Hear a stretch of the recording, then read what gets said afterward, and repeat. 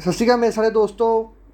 ਸਭ ਤੋਂ ਪਹਿਲਾਂ ਮਾਫੀ ਚਾਹੁੰਦਾ ਭਾਈ, ਜਿਹੜਾ ਆਪਣਾ ਮੋਕ ਟੈਸਟ ਲੇਟ ਹੋ ਗਿਆ। 9 ਵਜੇ ਦੀ ਗੱਲ ਹੋਈ ਸੀ, ਠੀਕ ਹੈ। ਬਾਕੀ ਇੱਧਰ ਉੱਧਰ ਟਾਈਮ ਹੋ ਜਾਂਦਾ, ਥੋੜੀ ਨੈਟਵਰਕ ਪ੍ਰੋਬਲਮ ਹੋਈ ਪਈ ਸੀ, ਉਹਦੇ ਕਰਕੇ ਵੀਡੀਓ ਦੇ ਵਿੱਚ ਬਹੁਤ ਜ਼ਿਆਦਾ ਪ੍ਰੋਬਲਮ ਆ ਰਹੀ ਸੀ ਮੈਨੂੰ, ਠੀਕ ਹੈ। 2 ਵਾਰੀ ਅਪਲੋਡ ਹੋ ਗਈ ਸੀ ਪਰ ਨੈਟਵਰਕ ਫਿਰ ਡਾਊਨ ਹੋ ਜਾਂਦਾ ਸੀ। ਅਤੇ ਦੂਸਰੀ ਗੱਲ, ਠੀਕ ਹੈ, ਇੱਕ ਗੱਲ ਤਾਂ ਇਹ, ਅਤੇ ਦੂਸਰੀ ਗੱਲ ਇਹ ਹੈ ਭਾਈ, ਵੀਡੀਓ ਨੂੰ ਵੱਧ ਤੋਂ ਵੱਧ ਲਾਈਕ ਕਰ ਦਿਓ, ਸ਼ੇਅਰ ਕਰਿਓ ਅਤੇ ਆਪਣਾ ਚੈਨਲ ਕੀ ਕਰੋ, ਸਬਸਕ੍ਰਾਈਬ ਕਰੋ, ਠੀਕ ਹੈ। ਅਤੇ ਇਹ ਗੱਲ ਹੈ। ਅਤੇ ਤੀਸਰੀ ਗੱਲ ਭਾਈ, ਸਾਰੇ ਬੱਚਿਆਂ ਨੇ ਟੈਸਟ ਲਾ ਲੈਣਾ ਗਾ। ਇਸ ਤੋਂ ਪਹਿਲਾਂ ਵੀ ਇੱਕ ਮੋਕ ਟੈਸਟ ਪ੍ਰੋਵਾਈਡ ਕਰਵਾ ਚੁੱਕਿਆ, ਇੱਕ ਤੁਹਾਨੂੰ ਪਰਸੋਂ ਮਿਲੂਗਾ ਮੋਕ ਟੈਸਟ। ਲਾਈਨ ਗ੍ਰਾਫ ਵਾਲਾ ਲੈਕਚਰ ਹੈ ਜਿਹੜਾ ਆਪਣਾ, ਉਹ 1-2 ਦਿਨਾਂ ਤੱਕ ਲੱਗ ਜੂਗਾ। 1-2 ਦਿਨਾਂ ਤੱਕ ਨਹੀਂ, ਕੱਲ੍ਹ ਨੂੰ ਤੁਹਾਨੂੰ ਸ਼ਾਮ ਤੱਕ ਮੈਂ ਪ੍ਰੋਵਾਈਡ ਕਰਵਾ ਦੂੰਗਾ, ਠੀਕ ਹੈ। ਅਤੇ ਜਿਹੜੇ ਬੱਚੇ ਨੇ ਆਨਸਰ ਕੀ ਵਾਲੀ ਵੀਡੀਓ ਨਹੀਂ ਦੇਖੀ, 2000 ਆਨਸਰ ਕੀ ਵਾਲੀ ਵੀਡੀਓ ਦੇਖ ਲਓ। ਇੱਕ ਮੈਂ ਮਿਲਟਰੀ ਐਕਸਰਸਾਈਜ਼ਾਂ ਕਰਵਾਈਆਂ ਹੋਈਆਂ, ਉਹ ਵੀ ਚੈਨਲ ਦੇ ਵਿੱਚ ਜਾ ਕੇ ਵੀਡੀਓ ਦੇਖ ਲਿਆ ਕਰੋ। ਕਈ ਵਾਰੀ ਨੋਟੀਫਿਕੇਸ਼ਨ ਵੀਡੀਓ ਦਾ ਅਪਲੋਡ ਨਹੀਂ ਹੁੰਦਾ, ਠੀਕ ਹੈ। ਨੋਟੀਫਿਕੇਸ਼ਨ ਜਾਂਦਾ ਨਹੀਂ ਬੱਚਿਆਂ ਕੋਲ, ਅਤੇ ਉਹਦੇ ਕਰਕੇ ਪ੍ਰੋਬਲਮ ਆ ਜਾਂਦੀ ਹੈ, ਠੀਕ ਹੈ। ਸਾਰੀਆਂ ਗੱਲਾਂ ਕਲੀਅਰ ਹੋ ਗਈਆਂ। ਅਤੇ ਹਾਂ ਭਾਈ, ਅਤੇ ਜਿਹੜੇ ਬੱਚਿਆਂ ਦੇ ਐਕਸਾਈਜ਼ ਇੰਸਪੈਕਟਰ ਦੇ ਪੇਪਰ ਸੀ, ਉਹਦੇ ਵਾਸਤੇ ਅਤੇ ਵੇਟਿੰਗ ਲਿਸਟ ਵਾਲਾ ਚੱਕਰ ਸੀ, ਉਹ ਰਾਤ ਨੂੰ ਮੈਂ ਵੀਡੀਓ ਬਣਾ ਚੁੱਕਿਆ ਉਹਦੇ ਵਾਸਤੇ, ਅਤੇ ਉਹ ਦੇਖ ਲਓ ਬੱਚਿਆਂ ਨੂੰ, ਠੀਕ ਹੈ। ਇੱਕ ਮੈਂ ਡਿਟੇਲ ਦੇ ਵਿੱਚ ਇੱਕ ਵੀਡੀਓ ਹੋਰ ਬਣਾ ਕੇ ਦਊਂਗਾ ਤੁਹਾਨੂੰ, ਜਿਸ ਨੂੰ ਸਾਰਾ ਕੁਛ ਕਨਸੈਪਟ ਸਮਝ ਆ ਜਾਊਗਾ, ਠੀਕ ਹੈ। ਅਤੇ ਚਲੋ ਚੱਲਦੇ ਹਾਂ ਪਹਿਲੇ ਪ੍ਰਸ਼ਨ 'ਤੇ। ਸਾਰੇ ਬੱਚਿਆਂ ਨੇ ਕਾਪੀਆਂ ਮੈਨੂੰ ਚੱਕ ਲਓ, ਪਹਿਲੇ ਟਿੱਕ ਮਾਰ ਕਰਕੇ ਦੇਖਣਾ ਕਿ ਤੁਹਾਡਾ ਆਨਸਰ ਕਿੰਨਾ ਆਇਆ, ਠੀਕ ਹੈ। ਇਸ ਤੋਂ ਬਾਅਦ ਮੇਰਾ ਆਨਸਰ ਦੇਖਣਾ ਕਿੰਨਾ ਆਉਂਦਾ ਗਾ। ਦੇਖੋ, ਦ ਮੋਸਟ ਇਨਕ੍ਰੀਡੀਬਲ ਓਲੰਪਿਕ ਸਟੋਰੀ, ਇਹ ਕਿਤਾਬ ਕਿਸ ਦੁਆਰਾ ਲਿਖੀ ਗਈ ਹੈ ਭਾਈ, ਦੱਸੋ। ਇਹ ਕਿਤਾਬ ਹੈ ਓਲੰਪਿਕ, 'ਤੇ ਕੋਈ ਵੀ ਬੁੱਕ ਆਉਂਦੀ ਹੈ ਉਹ ਇੰਪੋਰਟੈਂਟ ਬਣ ਜਾਂਦੀ ਪੇਪਰ ਦੇ ਪੁਆਇੰਟ ਆਫ ਵਿਊ ਤੋਂ। ਕਿਹਨੇ ਲਿਖੀ ਹੈ? ਲੋਕੋ Jones, J.K. Rowling, Ruskin Bond ਕੇ ਲਿਊਕਿਨ ਵਾਰਨਿਕੇ। ਜਿਹੜੇ ਬੱਚਿਆਂ ਨੇ ਭਾਈ ਇਹਦੇ 'ਚੋਂ ਆਨਸਰ ਨੰਬਰ ਡੀ ਲਾਇਆ ਹੈਗਾ, ਠੀਕ ਹੈ, ਉਹਨਾਂ ਦਾ ਆਨਸਰ ਬਿਲਕੁਲ ਸਹੀ ਹੈ। The most incredible Olympic story ਜਿਹੜੀ ਬੁੱਕ ਹੈਗੀ, ਇਹ ਲਿਖੀ ਆਪਣੇ ਲੂਕਾਨੋ ਵਾਰਨਿਕੇ ਨੇ। ਇਸ ਤੋਂ ਬਾਅਦ ਦੂਸਰੇ ਨੰਬਰ 'ਤੇ leopard diary, the rosette in India. Leopard ਕੀ ਹੁੰਦੇ? ਜਿਹੜੇ ਆਪਣੇ ਆਹ ਚੀਤਾ ਜਿਹਾ ਹੁੰਦਾ, ਠੀਕ ਹੈ। ਇਹ ਕਿਤਾਬ ਕਿਸ ਨੇ ਲਿਖੀ ਹੈ? ਅਸ਼ੋਕ, ਬਿਮਲ ਜੈਨ, ਅਮਰਤਿਆ ਸੇਨ, ਸੰਜੇ ਗੋਪੀ। ਦੱਸੋ ਬਾਈ ਕਿਹਨੇ ਲਿਖੀ ਹੈ? ਤਾਂ ਜਿਹੜੇ ਬੱਚਿਆਂ ਨੇ 4 ਨੰਬਰ ਆਪਸ਼ਨ ਟਿਕ ਲਾਈ ਹੈ, ਤਾਂ ਉਹਨਾਂ ਦਾ ਸਵਾਲ ਬਿਲਕੁਲ ਸਹੀ ਹੈ। ਇਹ ਲਿਖੀ ਆਪਣੇ ਅੰਜੇ ਗੂਬੀ ਨੇ। ਇਸ ਤੋਂ ਬਾਅਦ Balakot air strike, Balakot air strike, how India avenged Pulwama. ਜਿਹੜਾ ਪੁਲਵਾਮਾ ਦੇ ਵਿੱਚ ਆਪਣੇ ਫੌਜ ਦੇ ਜਵਾਨ ਸੀ, ਉਹਨਾਂ ਨੂੰ ਬਰਾਬਰ ਬੱਸ ਲਾ ਕੇ ਇੱਕ ਧਮਾਕਾ ਕੀਤਾ ਗਿਆ ਸੀ। ਉਹ ਧਮਾਕੇ ਦੇ ਵਿੱਚ ਆਪਣੇ ਬਹੁਤ ਜਵਾਨ ਸ਼ਹੀਦ ਹੋ ਗਏ ਸੀ, ਅਤੇ ਉਹਦੇ ਰਿਲੇਟਡ ਹੀ ਜਿਹੜੀ ਬਾਲਾਕੋਟ ਦੇ ਵਿੱਚ ਏਅਰ ਸਟ੍ਰਾਈਕ ਕੀਤੀ ਸੀ ਆਪਣੀ ਇੰਡੀਅਨ ਆਰਮੀ ਨੇ, ਠੀਕ ਹੈ। ਉਹਦੇ 'ਤੇ ਕਿਤਾਬ ਲਿਖੀ ਗਈ ਹੈ। ਇਹ ਕਿਤਾਬ ਕਿਹਦੀ ਲਿਖੀ ਹੈ? Balakot air strike, how India avenged Pulwama. ਤਾਂ ਇਹ ਲਿਖਿਆ ਮਹਨ ਭੱਟ, ਸੰਜੇ ਗੂਬੀ, ਸੰਜੇ ਦੱਤ ਕੇ ਜਨਰਲ। ਤਾਂ ਜਿਹੜੇ ਬੱਚੇ ਨੇ ਇਹਦਾ ਆਨਸਰ ਏ ਨੰਬਰ ਆਪਸ਼ਨ ਲਾਇਆ, ਉਹਨਾਂ ਦਾ ਸਵਾਲ ਬਿਲਕੁਲ ਸਹੀ ਹੈ। ਮੰਨਣ ਭੱਟ ਆ ਭਾਈ ਜਿਹੜਾ, ਉਹਨੇ ਇਹ ਬੁੱਕ ਲਿਖੀ ਸੀ, ਠੀਕ ਹੈ। ਇਸ ਤੋਂ ਬਾਅਦ ਚੱਲਦੇ ਚੌਥੇ 'ਤੇ।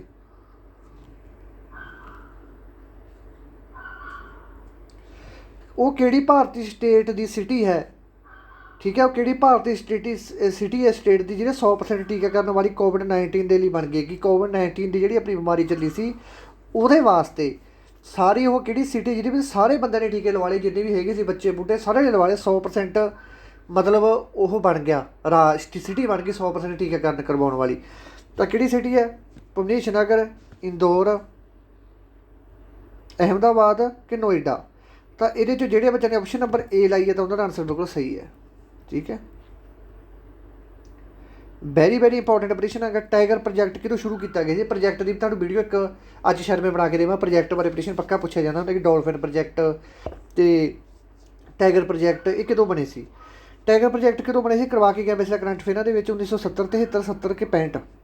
ਤਾਂ ਜਿਹੜੇ ਬੱਚਿਆਂ ਨੇ ਇਹਦਾ ਆਨਸਰ ਬੀ ਨੰਬਰ ਆਪਸ਼ਨ ਲਾਇਆ, ਉਹਨਾਂ ਦਾ ਆਨਸਰ ਬਿਲਕੁਲ ਸਹੀ ਹੈਗਾ, ਠੀਕ ਹੈ। 1973 ਦੇ ਵਿੱਚ ਬਣਾਇਆ ਸੀ ਪ੍ਰੋਜੈਕਟ ਟਾਈਗਰ।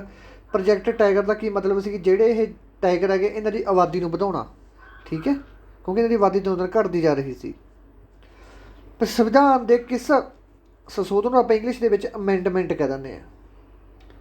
ਸੰਵਿਧਾਨ ਦੇ ਅਮੈਂਡਮੈਂਟ ਕਰਨ ਦੇ ਲਈ ਕਿਸ ਆਰਟੀਕਲ ਦੀ ਵਰਤੋਂ ਕੀਤੀ ਗਈ ਹੈ? ਸੰਵਿਧਾਨ ਦੇ ਵਿੱਚ ਅਮੈਂਡਮੈਂਟ ਤੁਹਾਨੂੰ ਕਰਵਾ ਕੇ ਗਿਆ ਹੋਇਆ ਮੈਂ, ਇੱਕ ਮਨੀ ਬਿੱਲ, ਫਿਨੈਂਸ ਬਿੱਲ ਅਤੇ ਅਮੈਂਡਮੈਂਟ ਬਿੱਲ, ਇਹ ਤਿੰਨੇ ਕਰਵਾ ਕੇ ਗਿਆ ਸੀ ਮੈਂ ਤੁਹਾਨੂੰ। 360 ਤਾਂ ਆ ਨਹੀਂ ਸਕਦਾ, ਇਹ ਤਾਂ ਉਹਦਾ ਐਮਰਜੈਂਸੀ ਦੇ ਵਿੱਚ। ਕਿਹੜੀ ਐਮਰਜੈਂਸੀ ਦੇ ਵਿੱਚ? ਫਾਈਨੈਂਸ਼ੀਅਲ ਐਮਰਜੈਂਸੀ ਦੇ ਵਿੱਚ।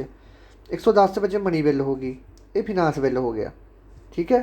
ਤਾਂ 368 ਆਰਟੀਕਲ ਹੀ ਵਜ੍ਹਾ। 368 ਆਰਟੀਕਲ ਦੇ ਵਿੱਚ ਜੇ ਕੋਈ ਸੰਵਿਧਾਨ ਦੇ ਵਿੱਚ ਕੋਈ ਅਮੈਂਡਮੈਂਟ ਕਰਨਾ, ਤਾਂ ਆਪਾਂ ਕਿਹੜੇ ਆਰਟੀਕਲ ਦੀ ਵਰਤੋਂ ਕਰਾਂਗੇ? 368 ਆਰਟੀਕਲ ਦੀ ਵਰਤੋਂ ਕਰਾਂਗੇ। ਇਹ ਗੱਲ ਯਾਦ ਰੱਖਣੀ ਹੈ, ਓਕੇ ਜੀ। ਇਸ ਤੋਂ ਬਾਅਦ ਚੱਲਦੇ ਆਪਾਂ ਅਗਲੇ ਪ੍ਰਸ਼ਨ 'ਤੇ। ਕਿਹੜੇ ਰਾਜ ਦੇ ਵਿੱਚ EVM ਮਸ਼ੀਨਾਂ ਦੀ ਪਹਿਲੀ ਵਾਰ ਵਰਤੋਂ ਕੀਤੀ ਗਈ ਸੀ? ਠੀਕ ਹੈ, EVM ਮਸ਼ੀਨਾਂ ਨੇ ਜਿਹਦੇ ਵੋਟਾਂ ਪੈਂਦੀਆਂ ਗਈਆਂ, ਠੀਕ ਹੈ। ਪਹਿਲਾਂ ਦਾ ਜਿਹੜਾ ਪੇਪਰ ਪੈਂਦੀ ਸੀ, ਬੈਲਟ ਪੇਪਰ 'ਤੇ ਪੈਂਦੀ ਹੁੰਦੀ ਸੀ, ਮਤਲਬ ਬੰਦਾ ਪਰਚੀ ਪਾ ਕੇ ਆਉਂਦਾ ਹੁੰਦਾ ਸੀ, ਅਤੇ ਉਹ ਵੋਟਾਂ ਮੰਨੀਆਂ ਜਾਂਦੀਆਂ ਸੀ। ਇਸ ਤੋਂ ਬਾਅਦ ਹੁਣ ਆਪਣੇ ਟੈਕਨੋਲੋਜੀ ਜੋ ਨਵੀਂ ਆ ਗਈ, ਅਮਰੀਕਾ ਦੀ ਕਾਢ ਆ ਇਹ, ਤਾਂ ਇਹਦੇ EVM ਦੇ ਵੋਟਾਂ ਉਹ ਪੈਣ ਲੱਗ ਗਈਆਂ। ਠੀਕ ਹੈ, EVM ਦੇ ਮਸ਼ੀਨਾਂ 'ਤੇ ਮਤਲਬ ਉਹ ਪੈਣ ਲੱਗ ਗਈ ਵੋਟ। ਸਭ ਤੋਂ ਪਹਿਲਾਂ ਤਾਂ ਇਹ ਸਮਝੋ ਕਿ EVM ਦੀ ਫੁੱਲ ਫਾਰਮ ਕੀ ਹੈ।